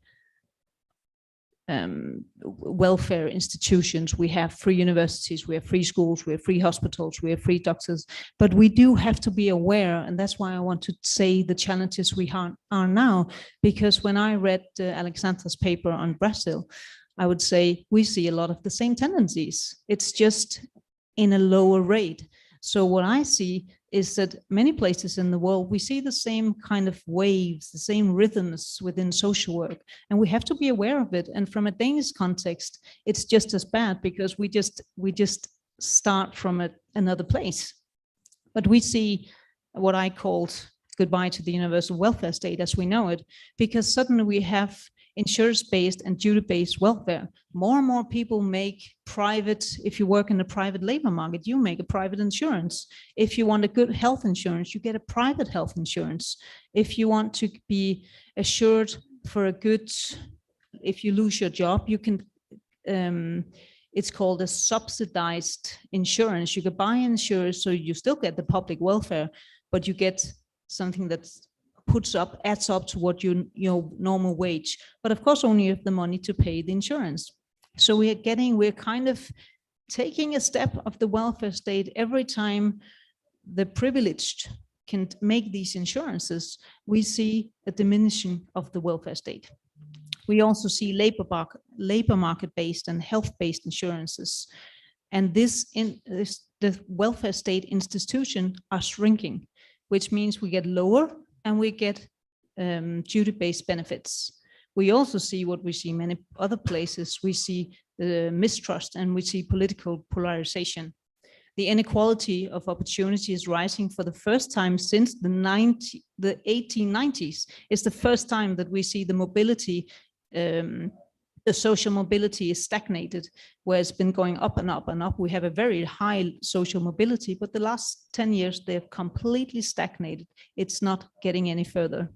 And we also see that suddenly we have the opportunity, inequality of opportunity is rising to the same extent. And therefore, the gap between rich and poor is rising, also in Denmark and also in Sweden and in Norway and Finland, because I consulted with the others. It's exactly the same. I will leave out the examples. I can see one of the big examples I will just mention is the urbanization. We have migration to the bigger cities as well. We don't have big cities like you know it, but we still have it. And in the bigger cities, some of the ones we see that are losing now is the young people. We see more and more young people who are homeless, and it's migrants, and it's the ethnic minority Danes, because they have harder time getting a job, they have harder time getting benefits. And this leads me to challenge number 2, which is discriminatory practices. Because in these practices, we see, as I mentioned before, mistrust and political polarization. And we have in Denmark at the moment, we see politicians create discriminating laws. For instance, we have a law around subsidized housing, and in this subsidized housing, which is formally named, and I do not like to take this word into my mouth, but it's law-based linguistics in Denmark. It's called the ghetto law. And in this law, it defines that if you live in certain areas of the bigger cities in Denmark, which are called parallel societies, which of course are the people who are underprivileged living there, you have different sanctions that suddenly apply just because you have that address. So if you do crime in this area, you get double punishment. So if the fine is $2,000, you get $4,000. If you, as a parent, have students here who skip school, so they stay out of school, you will get your money you get as an adult when you have children in Denmark, it'll get cut. So you just get your benefit cut before the children, only if you live in these areas. And so we have this is just one example. We have many of these discriminative practices. And my fear is that this suddenly is kind of building into the practice. So before, where we had a lot of demonstration coming in, now we see the social workers just doing it. And that's what I see. That's when I call it from discriminating law to discriminating practice. And that is where I think we as social workers should be mostly scared, because this is problematic. We see the same in migration politics. It's getting more and more difficult to seek asylum, more and more difficult to get family reunifications. And the shift from integration, it becomes from being a permanent thing that we invite guests into Denmark to be a temporary thing. So instead of getting, for instance, you get integration benefits in Denmark, now it's called repatriation,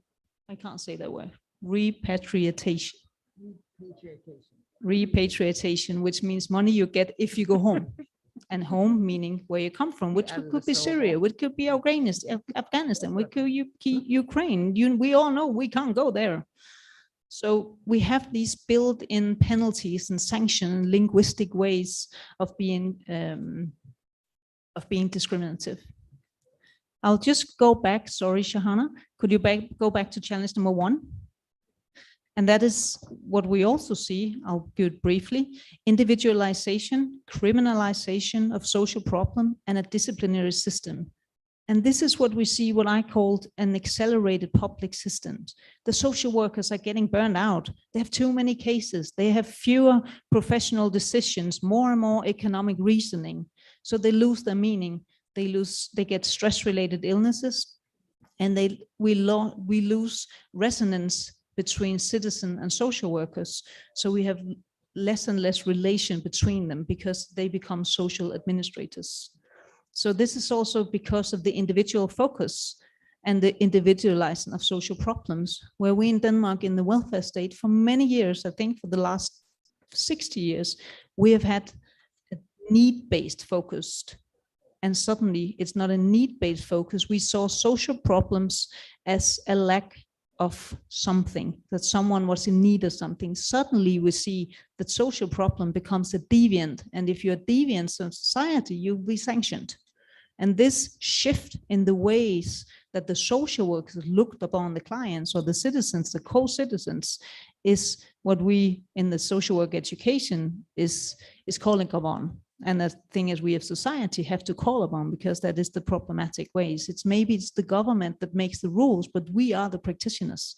And if we change the practice and change the way we look upon people, we have a problem. So I see that as a big challenge. The last challenge I'll just mention here is the education system. I am a representative of the social work education, but we can still be critical to ourselves, and I think we should have. And some of the things I think is critical in a Scandinavian perspective is also the reason we are sitting here is the lack of international outlook. So there are 2 words that we're taking out of our curriculum in the national Danish curriculum, because it's a state finance system. So we also have a state learning target for all our students in Denmark. It's not, we have only 7 schools. And these 2 words are critical and international. So if you do a search in all the learning targets for the bachelor and the graduate program, you will not find those words. Critical is not something we want our students to be. If you ask the government, we want them to be administrators. But what you can find is the link, and that's literally the link between quality, economics, and efficiency. So these 3 words go again and again and again, what they need to learn. So they need to learn how to be efficient, how to be economically responsible, but they don't know, they shouldn't learn how to be critical. I'm saying that with a bit of an ironic distance, because of course we teach them anyway. But again, it's the linguistic that changes. And now it's suddenly our responsibility to put it into the education. Another thing is that in Scandinavia, we have a tendency to close around ourselves.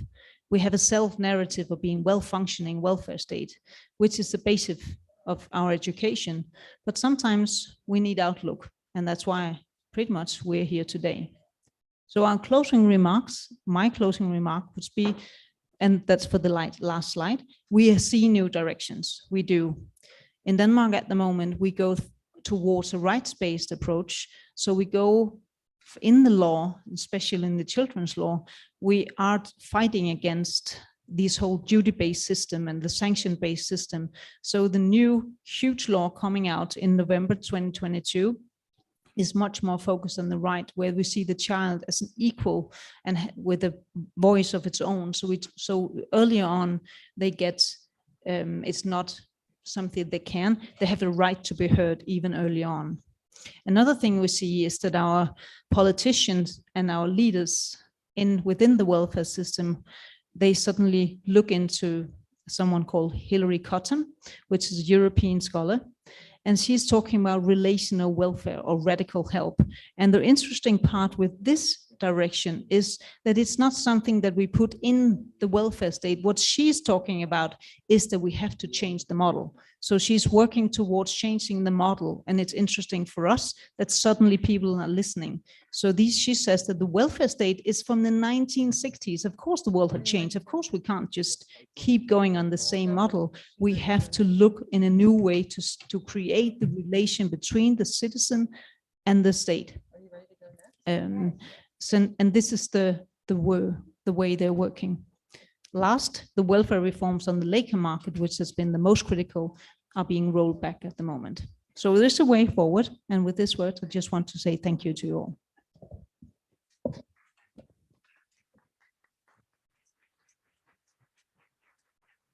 Marlene, thank you so much for your presentation. I remember studying the welfare state. And so we get a very different picture of what that means in the US. But it is interesting to think about, and you'll see that we're sort of, we're knitting a fabric of how the social work profession has evolved across the globe. And you'll see. Oh. Can you hear me now? Thank you. We're knitting a fabric of how social work has evolved and developed across the globe. You'll hear many similarities as well as differences, but we really want to focus on the similarities, but how social workers have been influenced by and influence some of these bigger dynamics, the move towards privatization, for instance, the shift away from rights-based to duty-based. So I just wanted to just throw in that little bit here. And now I am very honored to turn things over to someone you've already met. Anna Maria Campanini is the president of the International Association of Schools of Social Work. She resides in Italy, and so she's going to be talking about the Italy or Italian perspective. She's a retired professor of social work at Università Milano Bicocca. I know I butchered that, so I'm sorry. Anna Maria, please. Okay, thank you so much. I try to make my presentation in relation to the political engagement of the social worker, starting from the foundation of the social work in Italy. Social work in Italy was developed after the Second World War. We had some example, we can say, during the fascist period in 1928, the school of San Gregorio al Celio, but this has not been considered as a social work. There were some young ladies that were working in the factory to support the workers. This has not been for us the beginning of the social work. The political foundation of social work in Italy is recognized in the Tremezzo Convention, a big meeting in which different people after the Second World War decided that they wanted to create a new profession and create education for this new profession. And there were from different kind of background. There were people from Catholic Church, there were people very much focused in laicism. And so all these people came together to try to create this new aspect of helping the people. And it's interesting also to see that there has been a correlation between the involvement of the social work founders in the anti-fascist movement and the awareness that the social work in social assistance should not be aimed only to give some support to help people, but just to acquiring knowledge of the social causes underlying problems. And social work intervention, unfortunately, at the beginnings was, despite this idea, was more essentially on remedial type, because the services were organized in a categorical and national basis. So they were also characterized by high level of bureaucracy with a top-down approach to policy making and implementation.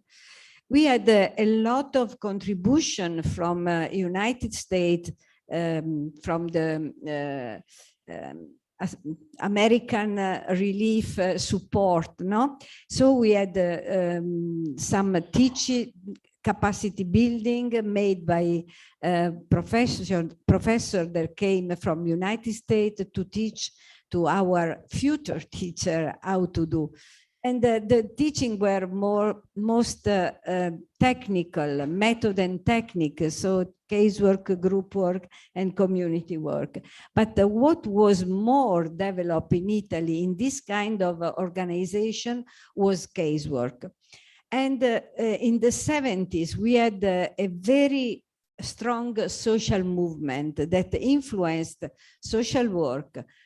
Also, not only the workers, not only the students, but also the professionals that were working as a social worker. And there were a strong criticism, especially on the casework methods, both by student and professional, because the casework was seen in this application as a means to adapt the people to the society. And the idea in this moment was how we can change a society to make it more suitable for responding to the need of the citizen. So there was a very strong political engagement oriented towards activating the participation of citizens for general social change at a structural level. And this has been the golden age of the social work in Italy. I had the privilege I was graduating in 72, so I lived this period. And so we had a lot of experimental intervention that were provided by social workers in some areas, led to a closure of oppressive total institutions such as psychiatric hospital, institutes for children, differential school for children with disabilities. And so we really create a new way of working. For example, creating home support for elderly people, trying to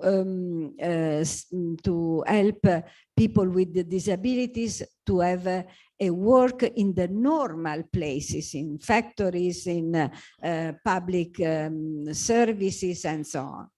So at that period, there was also a new thinking, a new theorization of the social work. And social work was created, was defined as agent of change in the construction of universal, non-marginalizing and territorial services. And this became the point of reference for structuring new guidelines for social policies, and new laws were approved during this period, very important laws like the health laws that gave for every citizen the right to be supported, the laws for the insertion of people with disability in the normal context, laws that guarantee a support of elderly in their own home, and so on. But what happened after the 70s? This afflatus of political commitment gradually faded in the subsequent decade. For one hand, the consolidation on a territorial basis of public services was translated within a more traditional top-down approach in policy making. No? So we have reached a lot of things. So we now are satisfied on how the things are going on, how the services are organized, and people, professional, also started to be less engaged. And there is also something that affected in general the culture, more individualistic culture, that instead of staying together, moving together, creating a community that wanted to be heard at the national level, everyone was working in its own place. And this contributed to the management of social services with a more managerialistic logic, no? As it happens in many parts of the Europe and of the world. And all these have contributed to the extinguishing of breadth of commitment and renewal that had characterized the previous period of social reforms. And how is the profession today? We had an important moment because at the beginning, social work education was only in private or public schools, but not at the university, because our university was and still is very ex cathedra, no? They didn't foresee practice placement and so on. So the first decision in the Tremezzo conference was to stay away from the university to be able to create a more new kind of education. But in 85, we had a law that defined that social work education could only be delivered by university, because there were 7 universities that experimentally organized social work education into the university. I have been trained at the Parma University, and it was the first cohort of students. And then from this decision also came the possibility to create a regulation of the social work profession, and was approved the National Register, and the ethical code was approved and has been revised in 2020. That means that without pass the exam and enter in the professional register, you cannot work as a social worker in Italy. And the majority of the social workers today are still employed in the public sector. That has been always the main employers. Municipalities, consortia of municipalities, national health services, but also some ministries. But there is an increasing number of social workers that are occupied in the third sector. And this could be a good thing because it can lead to innovation and more flexibility. But the problem is that very often these professionals are very low paid. And so there is a lot of turnover, there are temporary contracts, and so this make not very efficient this kind of experiences. And this is the first entrance for our social work students when they finish. And after some years, perhaps they can win a post in the public administration. And the role of the independent professional is largely untried. Very often it is a work done for the public sector in a private way, but not a true liberal profession. And in Italy is not allowed to practice clinical social work because the area is restricted to the psychologists that create the professional register before the NAS, unfortunately. So you can see here how is organized the social work profession in municipality with family and children in needs, elderly people, adults in difficulties, health sector, in which you have a family planning center, mediation, counseling, services for abusers of any kind of things, service for people with disabilities, for people with mental health problems, and hospital social work. Now we start also to have a social worker in hospices. No, this is quite new. And cooperatives and NGOs, they go in different social services in name of the municipalities because they have a contract with the municipalities, residential center for different kind of users, and some, fortunately, innovative services. In the justice, we have adults in prison and in probation services, and also in the juvenile justice services. And freelance, as I said, they do the real freelance, they do supervision, they do continuous education, they can do some mediation, they can be expert for the tribunal in some cases, but it's quite small number. I don't want to speak about the situation of social work education because it's very, very complicated. I said that it has been decided to be in the university since 1985, and this was a good thing because we had a recognition of the profession, but unfortunately, because we had a very powerful group of sociologists, we lose almost all our specific area. Now, after the Bologna process, we have a 3-year bachelor degrees, 2 years master, and 3-year PhD. But at bachelor level, you can imagine 180 credits. The ministerial regulation foresees a minimum of 15 credits for social work discipline and 18 credits for field placement. And so that means that with only this very, very poor knowledge, after they finished the bachelor, they can go and work.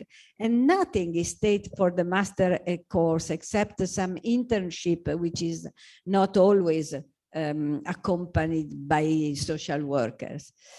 And the social work, as I said, is not recognized as an autonomous discipline, but is under the general sociology. When I did my exam, I was examined by the sociologist, and they said, oh, it's very good, but she doesn't speak so much about sociology. Of course, I want to teach social work. I don't want to teach epistemological aspect or the general sociology.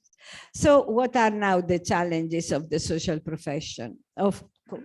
As we have heard also by Marlene, progressive withdrawal of the public engagement in welfare state as an effect of neoliberalistic and managerialistic policy, economic crisis that render very difficult for public organization to employ new social workers.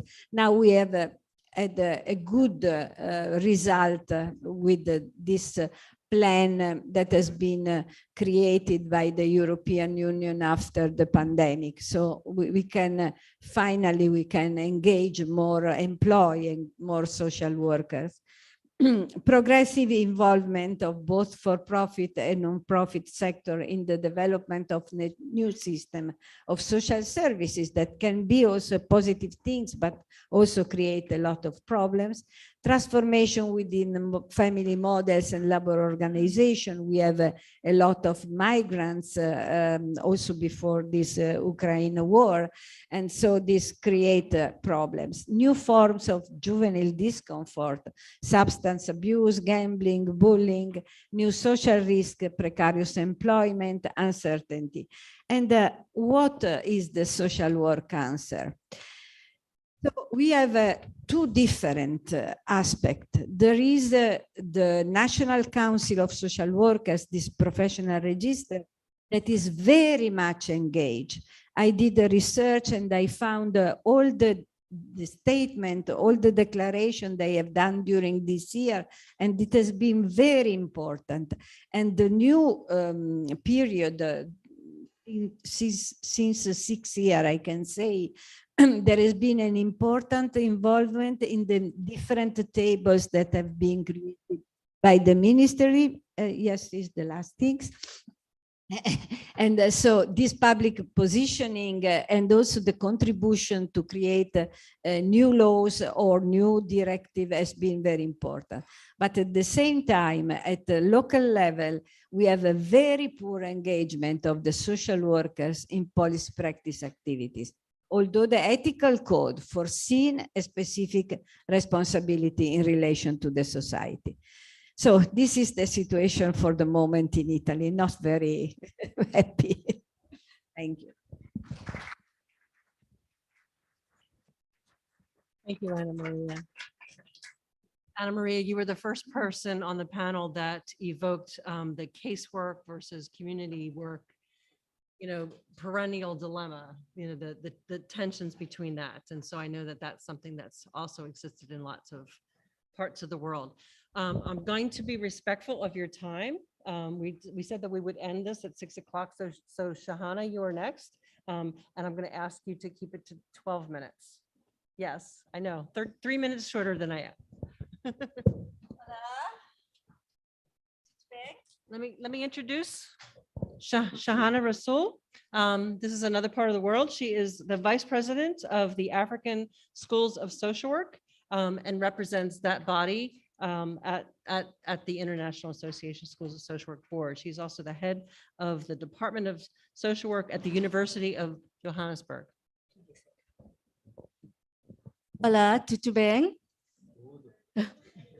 Saubona, kia ora. I want to first say obrigada and thank you to the organizers for having today, because I have the opportunity to talk about a very important thing to me, which is about how, as a Department of Social Work and Community Development at the University of Johannesburg, we attempted to decolonize our social work program. However, I'm very conscious that a lot of work on decoloniality has stemmed from Latin America, and that you are experts in the area. And some of this was some of the issues that was touched on by Marilda earlier. I wish I understood more, but I want to get her paper. So I will present on the outcome of a process that we embarked on in our department, and hopefully we'll be able to, through discussion, if there's time, to learn together and deepen the work.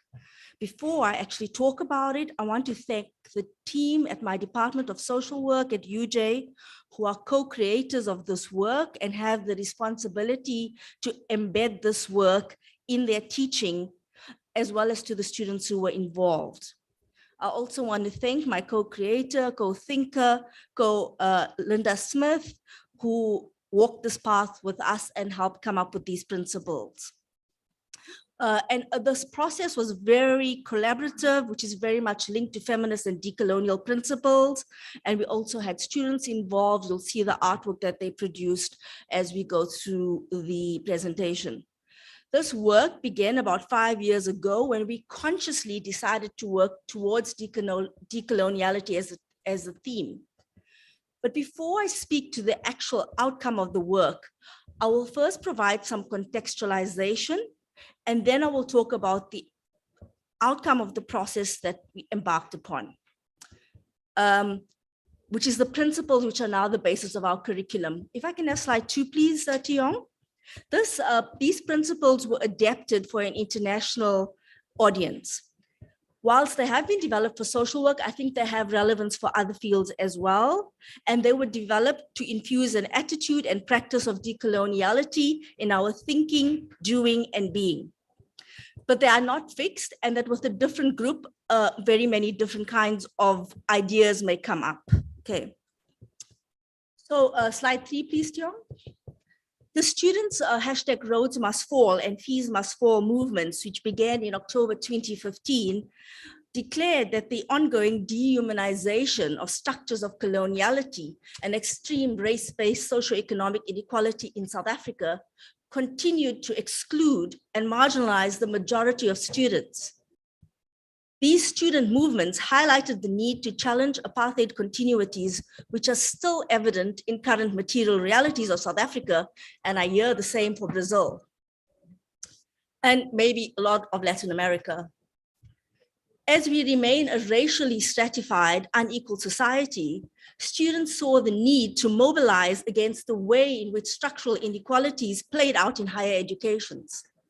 Students made demands for eradicating economic, class, and cultural barriers of access to education. So through the students' efforts to challenge the nature of the South African education system, which perpetuates the hegemony of Western-centric knowledge, its paradigms and epistemology, they force institutions and educators to look at the education system in South Africa and to find ways to make it more relevant and appropriate to the African context. Despite the end of apartheid, the African Academy has remained a site of Western values, ways of knowing, and worldviews. And some writers like Ndlovu Gacheni argue for epistemic freedom and decoloniality to counter the epistemic violence wrought by colonialism. So looking at the origins of, the next slide, please, Tiong.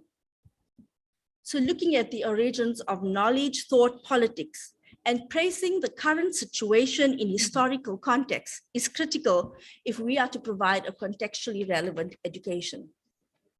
Social work education in South Africa is similarly rooted in the project of European colonial expansion and white nationalism under both British colonization and apartheid South Africa. So the ideologies underpinning social work and any other education, how we teach it and what we teach needs to be interrogated. As a result of the Fees Must Fall movement and the questions students were asking about the coloniality of educational curriculums, this led us as a Department of Social Work to begin interrogating our social work curriculum and the ideologies and theories that informed our teaching, which we hope will in turn inform the way students practice as social workers.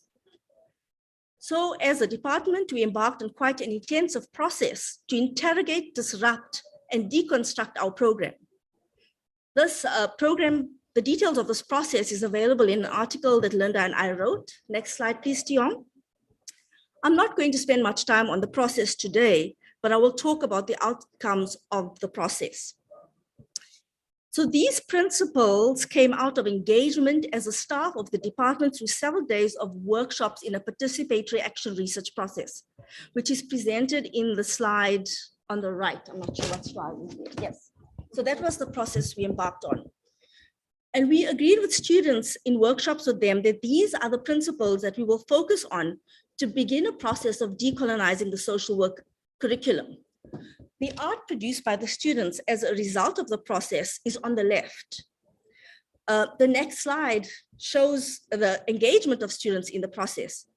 We asked students to articulate each of the themes using art, which was a very engaging process.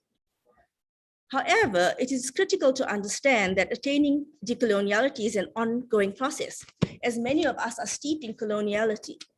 This is the education we received. Our modes of thinking and speaking, even our language, that is English and Spanish, embeds a particular way of knowing, being, and thinking. So overcoming decoloniality is not a once-off product or outcome, it's a process. So by infusing these principles into the curriculum, it's not enough. There are other domains that needed to be worked on, which we covered in a number of workshops with staff, which is the next slide, yeah. Again, I can't talk through all of these because of time. And so what I'm going to focus on in this presentation is the principles of decoloniality. Tiong, the next slide, please. And this is slightly amended for an international audience. So the first principle is power and oppression. Next slide, please, Tiong. Because coloniality is about power. It is about the imposition of power to change the beliefs, values, spiritual practices, education, health and welfare systems of indigenous people, which contributed to their oppression. This is not very unusual for any of us sitting here. However, power is an extremely complex concept that has been defined in many ways. Postmodernists and post-structuralists in particular argue that power exists everywhere. But even in the post-structural context, where there may be many different locations for power, that power is not always equal. And decoloniality asks us to consider how to dismantle power. So is there a different way for us to operate in the classroom such that we minimize our power and create the space for students to be more empowered? When we look at decolonization of the classroom, this becomes very important. How do I, as a lecturer, create ways to include the voice and opinions of students and increase students' active engagement in the classroom as a way of decolonizing the curriculum and moving away from the notion of the lecturer has all the knowledge? This can similarly be applied to social workers in relation to our clients. How do we minimize our power in relation to engagement with our clients? And how do we bring various ways and knowledges and being into the classroom and our interventions? Next slide, please. This is really what the process of creating art was about when engaging students about the principle. It was aimed at finding ways to get the students' voice in these concepts, but also ensuring they aid and engage in the process of decolonization so that's inclusive and we live the principles. In this way, we need to become aware of our power and minimize it and create alternative spaces for engagements with students or clients to enable marginalized voices to be heard.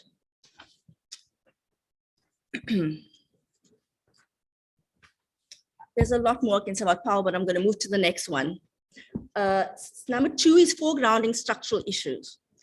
Apartheid was a structure that enforced power using various ways: violence, politics, laws, economics, to oppress certain groups of people who were couched as inferior. From a structural perspective, we argue that problems lie in oppressive and inequitable social structures. Structuralists argue that we need to account for power dynamics in structures, systems, and relationships. So it is the way in which structures such as health, welfare, criminal justice, and other systems are patterned that maintain patriarchy, capitalism, institutional racism, homophobia, and other forms of inequality that need to be challenged. The way in which these systems are organized maintain oppression. For example, there were laws under apartheid that promoted discrimination through segregation of housing, schools, living areas, which we still see now in the Palestinian context. This was maintained by the police in South Africa and the Israeli army to enforce oppression. So in order to deal with coloniality, racism, classism, sexism, etc., we need to unlock the power structures that perpetuate race, class, and gender oppression, which brings us to the next principle. Sion, the next slide, please, which is intersectionality, and particularly race, class, and gender in the South African context, which are 3 overarching big aspects of oppression and disadvantage. We all know that racial oppression in South Africa was entrenched by apartheid, patriarchy perpetuates gender inequality, and this is seen most internationally, even in the care work which women do. Women are still primarily responsible for care work, both within and outside the household in most parts of the world. And of course, capitalism perpetuates social inequality in South Africa and other contexts. The opposite side of the oppression coin is privilege. Privileged people are more likely to be in positions of power and dominate politics, economics, and have influence over the media, etc.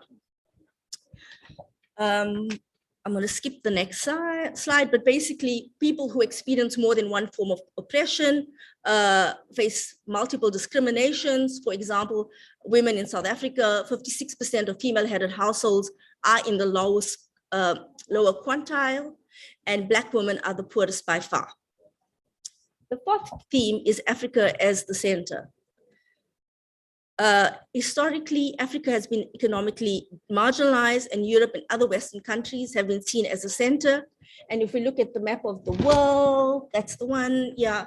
In reality, what is the size of other countries or continents relative to Africa? People in the South and East have tried to shift this European and Western domination through initiatives like BRICS.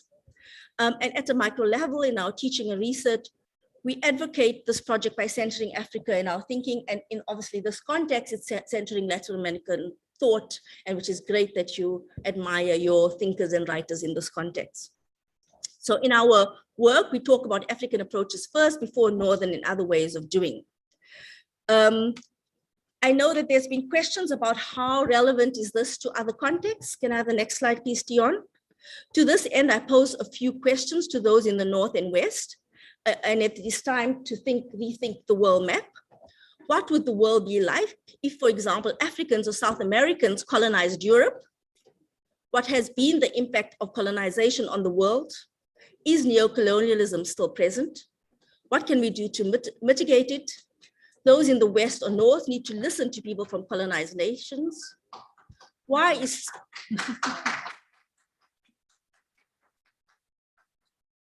Spanish still the dominant language in South America? Why is Afrikaans still taught in South Africa? Why is French, English, or Portuguese the official languages of many African countries? Why are African languages dying and sidelined? Next slide, please. And why do some of us have access to quality education and healthcare, social security, safe clean water from taps, when some don't even know if they will have bread today or have to walk long distances to access water to attend school? So rethinking our worldviews or decentering Western knowledge and theories as dominant is what we need to start doing. Okay, there are two more, but my time is up.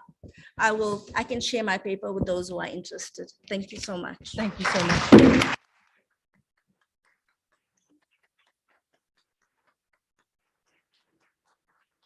Shahana, thank you for bringing decolonization into the room and asking those amazing questions. Again, I'm going to turn things over to another part of the world now, and I'm going to ask Barbara Schenk. Barbara Schenk is currently the secretary of the IASSW, and she is also Dean and Professor Emerita from St. Catherine University, University of St. Thomas School of Social Work in the United States. Barbara? Thank you. First of all, I want to thank Alexandra Mustafa for providing us with an excellent summary of the shifting political, religious, and economic landscape that influenced the development and roles of social work and social work education in Brazil. It was very interesting and a bit of a challenge to prepare some remarks reflecting how these same factors influence social work and social work education in the United States. Let me start with the social doctrine of the church. U.S. social work, both education and practice, had its origins in and was strongly influenced by the social doctrines of the Protestant Church, the social gospel, and the Catholic Church, Pope Leo XIII, Rerum Novarum, achieving justice from capital and labor. In the beginning, social services were largely provided by volunteers, generally upper-class women, in an effort to address the social question of increasing poverty in and increasing production and prosperous in an increasingly productive and prosperous economy. At this time, the social service sector, unlike the Brazilian sector, did not have an intimate relationship with the state. In the mid-1890s, 1861 to 1865, the US was involved in a civil war. The focus of social service during that period was through the American Red Cross medical care for soldiers and veterans, and also children and families affected by the war. During the early 1920s, the US transitioned from a focus on charity and corrections to public welfare. With the stock market crash in the late 1920s, the US was ravished by the Great Depression and economic contraction. Facing these challenges, President Franklin Roosevelt initiated the New Deal, 1933 through 1936, with a system of Social Security enacted in 1935. Roosevelt had the foresight to appoint 3 social workers, Francis Perkins, Jane Hoy, and Harry Hopkins, as the architects of and to lead the efforts on Social Security, child labor laws, public assistance, and a federal work program, WPA. During the same era was the formal founding of the profession of social work in Brazil in 1936. Social work achieved legal recognition in the 1940s in Brazil and formulated the first code of ethics in 1947. After the establishment of NASW, the National Association of Social Workers in the US in 1955, the US approved its first edition of the NAS Code of Ethics in 1960. CSWE, the Council on Social Work Education in the US, was formed in 1952. Legal regulation was initiated in 1969 in the US. In 1993, by 1993, all states and the District of Columbia had implemented some form of regulation. Social work regulations differ in each state, which is often a challenge for social workers moving employment from one state to another. Work is underway for a national social work practice mobility and license portability act to meet the needs of social workers and to protect clients. Alexandra notes that at the end of the 1950s and in the early 1960s, social work was strongly influenced by the thinking of Paulo Freire, and Brazil was moving towards basic reforms and to carry out agrarian reform to address family agricultural support, mass illiteracy, and reduce poverty. This was met with resistance from the military, which resulted in complete disregard for human, civil, social, and political rights of Brazilians for the next 20 years. Again, in the US in the early 1960s, President Lyndon B. Johnson, 1963 through 1969, initiated the War on Poverty and the Great Society in response to the national poverty rate. Major domestic policy programs of the Great Society addressed anti-poverty, Economic Employment Act, healthcare, Social Security amendments, creating Medicare and Medicaid and the Older Americans Act, education, Head Start, and the AmeriCorps or VISTA programs, racial discrimination, the Civil Rights Act of 1964, Voting Rights Act, and Immigration and Nationality Act, and environmental protections, including the Wilderness Act. 40 programs were established during that time, and those still around today are Head Start, VISTA, TRIO, and the Job Corps. At the end of the 1970s, social work in Brazil entered a reconceptualization period, which brought the principles of social justice back to the forefront and refocused the principles of Marxism, the condition of exploitation of man by man, the basis of all social inequalities in political domains, as a theoretical methodological basis of social work. This ethical political project, as it is called, served as the basis of the reformulation of curriculum guidelines, the law on the regulation of the profession, and the code of ethics. This created an increased emphasis on training, research, and postgraduate courses. The Reagan era in the US, with an emphasis on Reaganomics, dominated the late 1970s and 1980s. The focus of this period, based in neoliberalism, touted conservatism, free market capitalism, reduction in government spending, increase in the role of the private sector, privatization, deregulation, and globalization. The 1990s ushered in a Democratic President, Bill Clinton, 1993 through 2001, with many challenges. Regarding social programs, in 1996, he declared that the US would end welfare as we know it, ending AFDC, the Aid to Families with Dependent Children, established as part of the Social Security Program in 1935, and replacing it with TANF, Temporary Assistance for Needy Families, allowing states broader flexibility on program design, increased work requirements, stronger sanctions for failure to comply, and time limits on receiving benefits. The 2000s ushered in the social democratic governments of Luiz Lula da Silva and Dilma Rousseff in Brazil. The National Social Assistance, the Unified Social Assistance System, the Statute of the Elderly, and the Youth Statute, in addition to the Zero Hunger Program aimed at the UN Millennium Goals for the eradication of poverty and hunger, were institutionalized.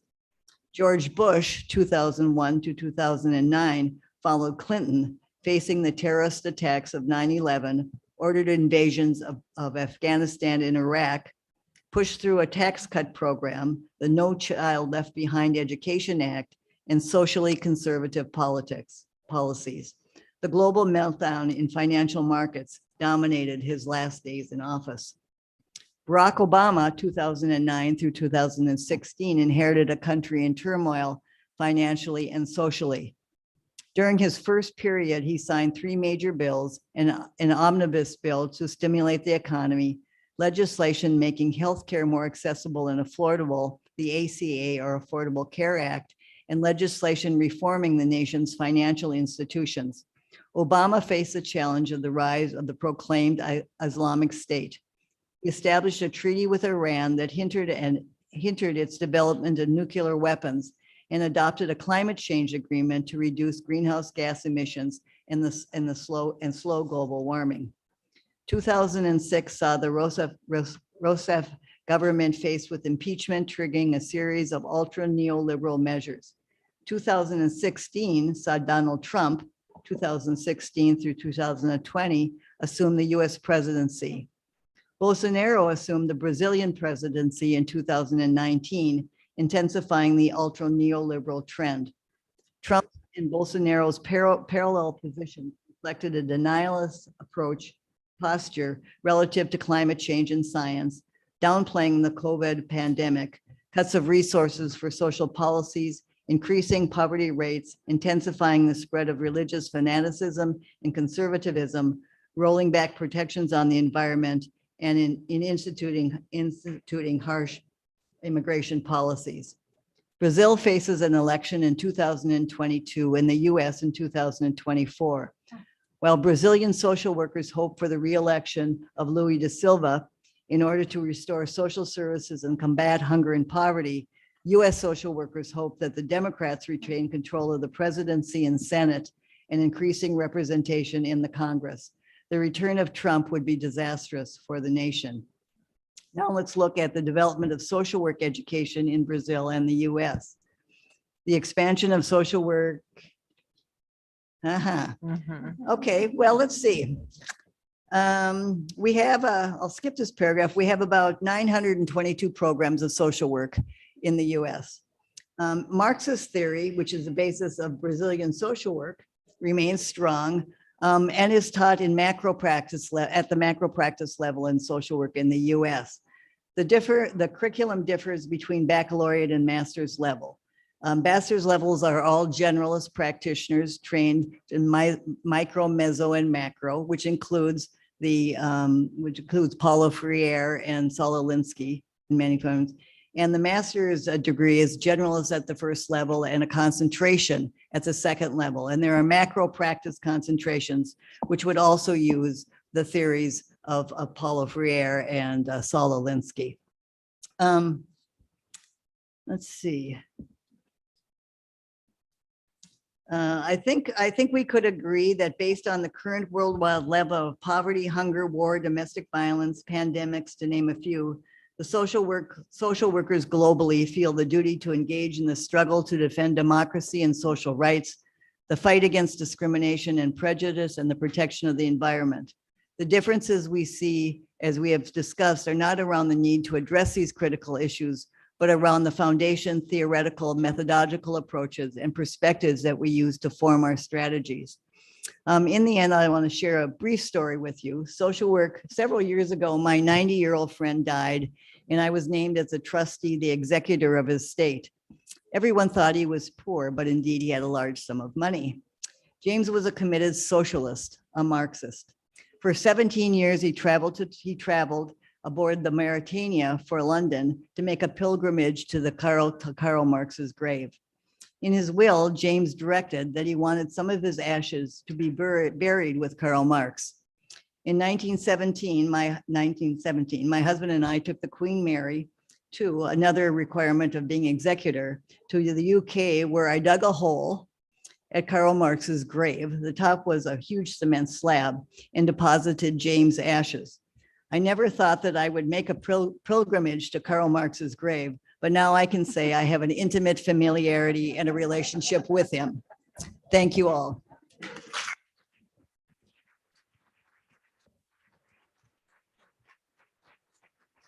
This woman was digging a hole on Karl Marx's grave. That's amazing. Thank you for your patience. I'm going to turn things over to Rita. Rita Mayoño Molina is the president of the Latin America region. She is also the directora y profesora de la Escuela de Trabajo Social en Universidad de Costa Rica. Rita? Yes. Do you want me to take this down here? Or you want to come on?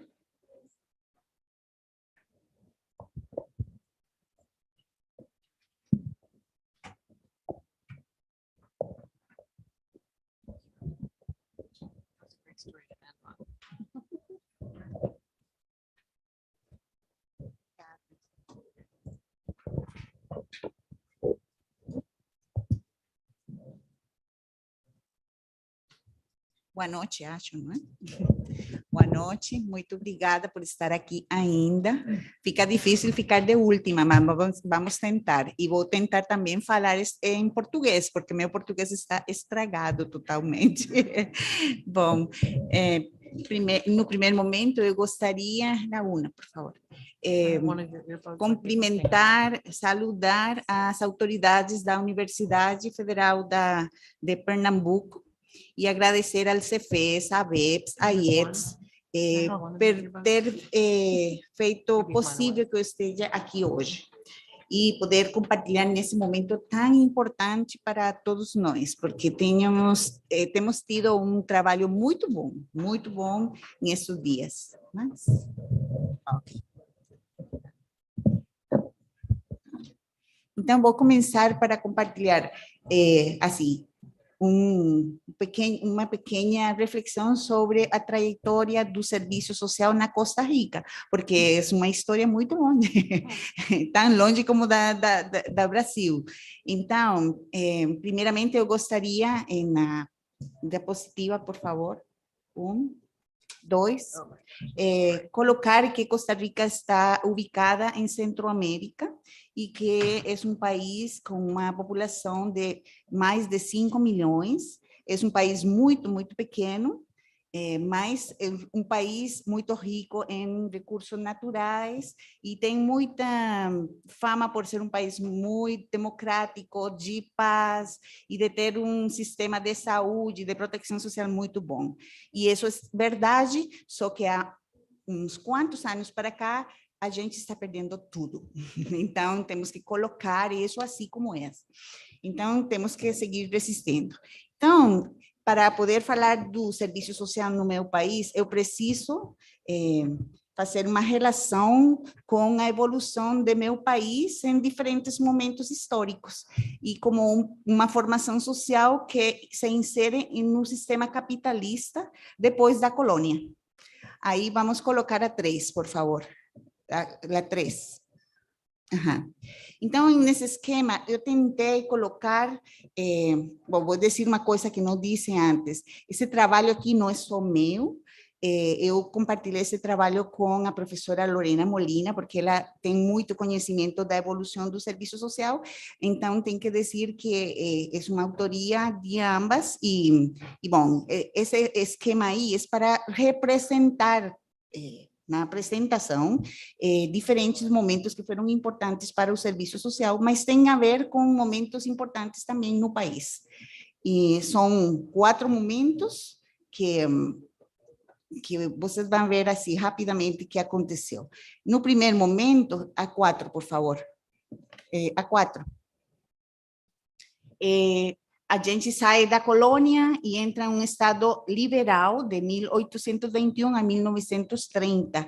E aí é importante dizer que nesse período não temos serviço social na Costa Rica e que a profissão ela vai se ir colocando a partir dos momentos históricos da sociedade costarricense. Na parte da política social, nesse período, você só acha atenção à infância, sim? E à pobreza, à criminologia, e tem muita a ver a ingerência da Igreja Católica e a filantropia, que eram as formas de abordar a questão social do Estado liberal, não é? Mas já nessa época, para 1920, você começa a olhar na história importantes movimentos sociais da classe trabalhadora, nesse caso, classe obreira bananeira, artesanos, e procurando melhores condições de vida. Aí começa a se formar uma situação para passar a outros momentos da história. A quinta, por favor. No segundo momento, aí você tem a gênese do serviço social no meu país. Olha que, no primeiro momento, ainda nós não tínhamos uma escola, já na América Latina nasceu a escola, a primeira escola em América Latina, em Chile. Então, aí você já tem influência, porque Chile foi muito influente para a conformação da Universidade da Costa Rica e, por enquanto, também tive algumas influências para esta outra situação. E Chile tinha uma posição privilegiada em tema do debate do serviço social nesse momento. Então, aqui podemos falar de um Estado socioliberal e esse Estado, empieza a dar um pouco de resposta por causa da acumulação das carências sociais, porque tínhamos um sistema político frágil, e aí faz uma aliança de várias forças políticas no meu país, social-cristianas, social-demócratas e vejam bem, e comunista. Tem um partido comunista muito importante no meu país, e essa aliança fez possível um primeiro pacto social. Mas aí, antes desse pacto, acontece a única guerra civil que a gente teve. Foi armada, dividiu o país, e ainda tem resquício dessa situação, mas graças a ela foi possível fazer toda a plataforma para garantias sociais, para uma nova Constituição que ainda está vigente, e para as bases do Estado Social do Direito. Aí, nesse marco, olha que é muito importante ver a situação do país, e nesse marco nasce a primeira escola de serviço social, que é essa escola que eu pertenço, 1942. E essa escola é resultado, a quinta, por favor, é a sexta. É resultado de uma iniciativa privada, isso é importante falar. Um advogado, ele achou que tínhamos muitos problemas de caráter jurídico e as pessoas necessitavam essa assessoria, então pensou em abrir uma escola de serviço social. Em 1940, como parte desse pacto social, a Universidade da Costa Rica foi aberta. Ela tem um antecedente muito mais atrás, de 1800, mas ela foi fechada porque o Estado liberal fechou ela totalmente porque estava tomada pela Igreja Católica. 50 anos passaram para que a gente tivesse uma nova universidade, mas foi para tirar fora a Igreja Católica. Aí, ela nasce, a escola, como um ente privado de interesse público, mas rapidamente, em 1944, ela passa a formar parte da universidade pública mais importante do país, a Universidade da Costa Rica.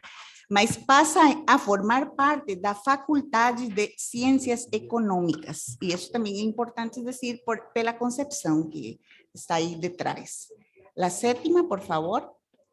Em um terceiro momento, aí você pode ver que até 1972 só tínhamos essa escola no país.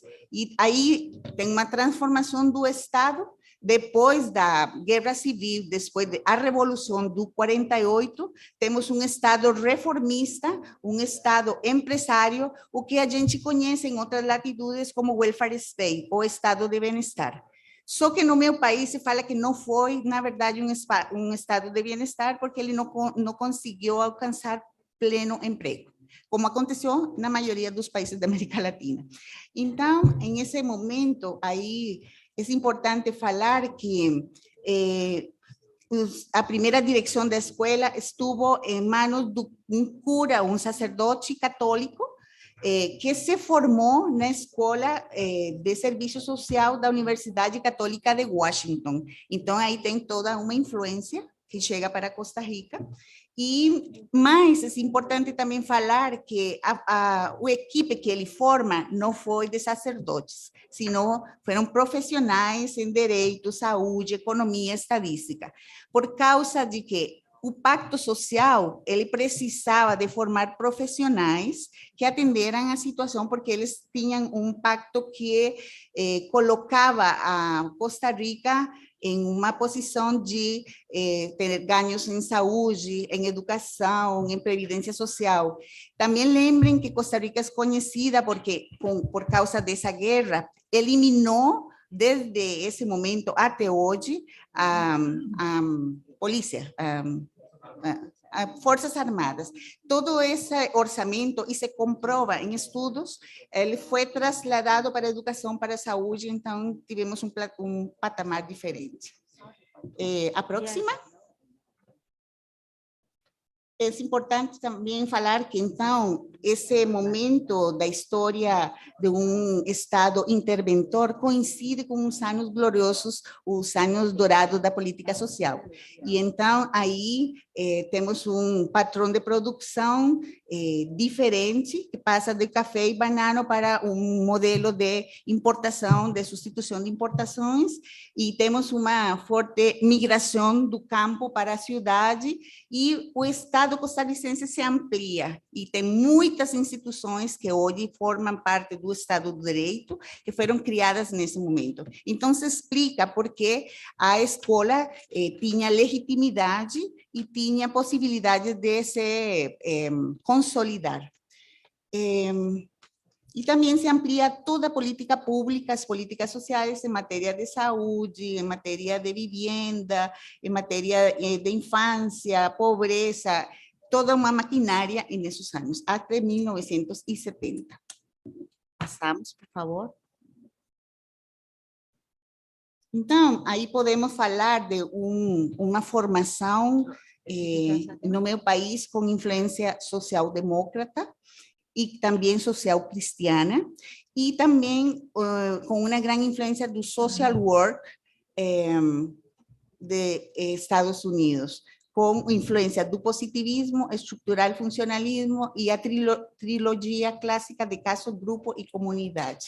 Eu só vou fechar um pouquinho, por favor, sim? Rapidamente. Então, a gente fez intenção de ruptura a partir da aliança com a AIETS, CELATS, a AIETS, e também com um momento de reconceptualização. Aí fizemos as primeiras rupturas, mas a gente conseguiu fazer rupturas especialmente a partir de 1976, também por causa de um congresso universitário que foi determinante para a universidade. E logramos, então, fazer algumas modificações e tínhamos influência do marxismo vulgarizado soviético, de Mao Tse-tung, de Martha Harnecker, de Marx, de Kosik, Goldman, e tínhamos também alguma influência de Freire e de investigação, ação com Falborda e Escudo. Mas a inflexão mais importante, ela foi dada em 2004, mas isso aconteceu depois do consenso de Washington, do programa de ajuste estrutural, se criou um pós-grado, e acho que é muito importante señalar que foi porque tivemos um acúmulo de pessoas na escola que foram músculo político para fazer essa mudança. E aqui devo mencionar a influência do Serviço Social Brasileiro, porque aí foi determinante. Então, nosso plano de estudo está basado no marxismo, combina algumas teorias, mas que são rigorosamente complementadas, e com um ênfase muito em promoção, defesa de direitos humanos, e que aboga por um serviço social crítico na América Latina. Só para terminar, desafios que a gente acha: intensificação e precarização laboral no meu país, contratação indiferenciada, mesmo de contratar psicólogos, sociólogos, servidora social, diminuição de salários, teletrabalho e educação virtual como uma nova, um novo desafio, que temos que ver quais são os peligros e quais são os ganhos, e novas manifestações de questão social que colocam novos desafios para inovar nossas formas de intervenir. Então, termino falando que resistir para nós também é a consigna, e que queremos continuar sendo parte como colectivo que forma parte de la clase trabajadora, de ese grupo que quiere mudar el mundo para mejor.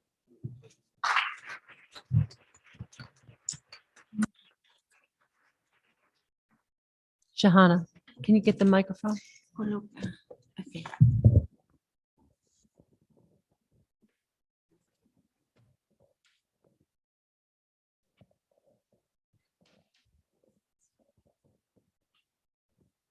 You can see that we were quite ambitious in trying to present so many different perspectives across the world.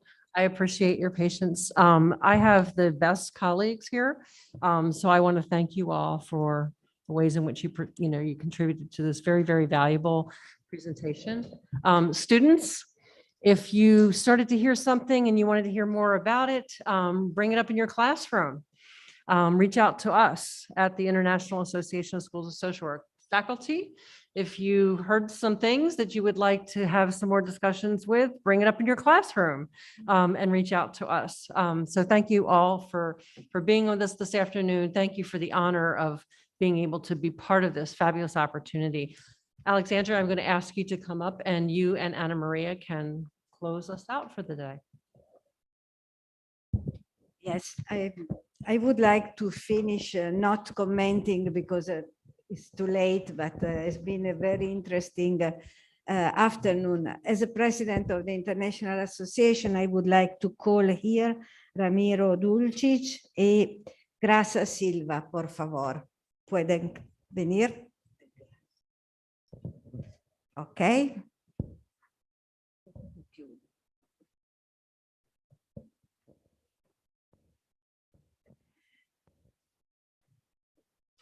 Para dar la gracia por este momento.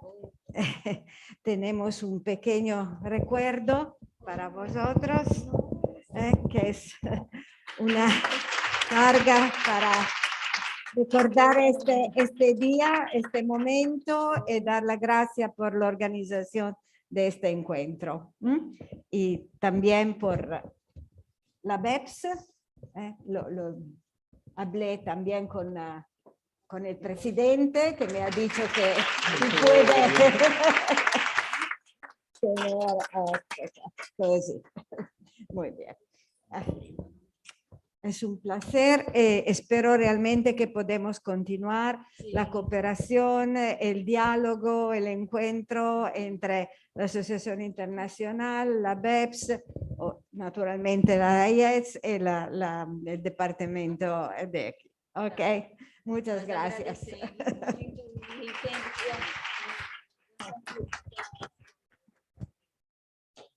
Y ahora, Alexandra. Nós queremos agradecer imensamente a presença de todos que estiveram aqui. Infelizmente, nem todos puderam ficar até o fim, mas aqueles que permaneceram até o fim tiveram a brilhante exposição de Marilda Yamamoto, a nossa referência no serviço social, e a brilhante exposição de todos os membros da diretoria da Associação Internacional de Escolas de Serviço Social. Então, consideramos que esse momento é histórico, no sentido que fortalece os nossos vínculos, os nossos laços. Somos muito gratos, agradecidos a todos da diretoria da AIETS e a todos vocês. Agradeço em especial às professoras do departamento, aos estudantes da graduação e pós-graduação, ao pessoal da OAB. Um abraço fraterno. Continuamos na luta. Muito obrigada.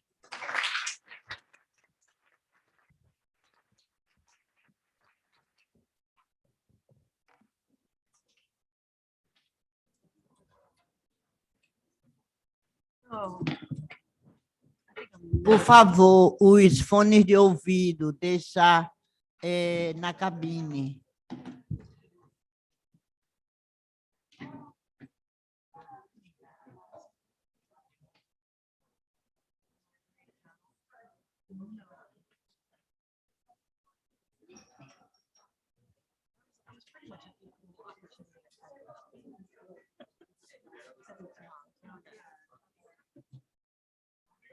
Well, I cut her off.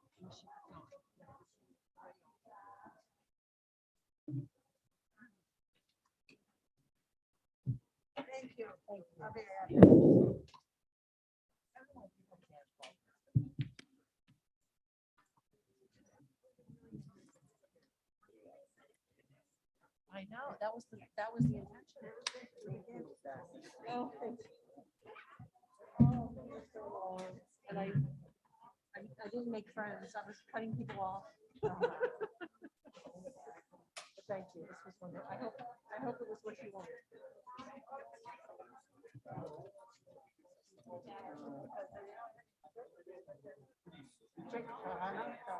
No, I know.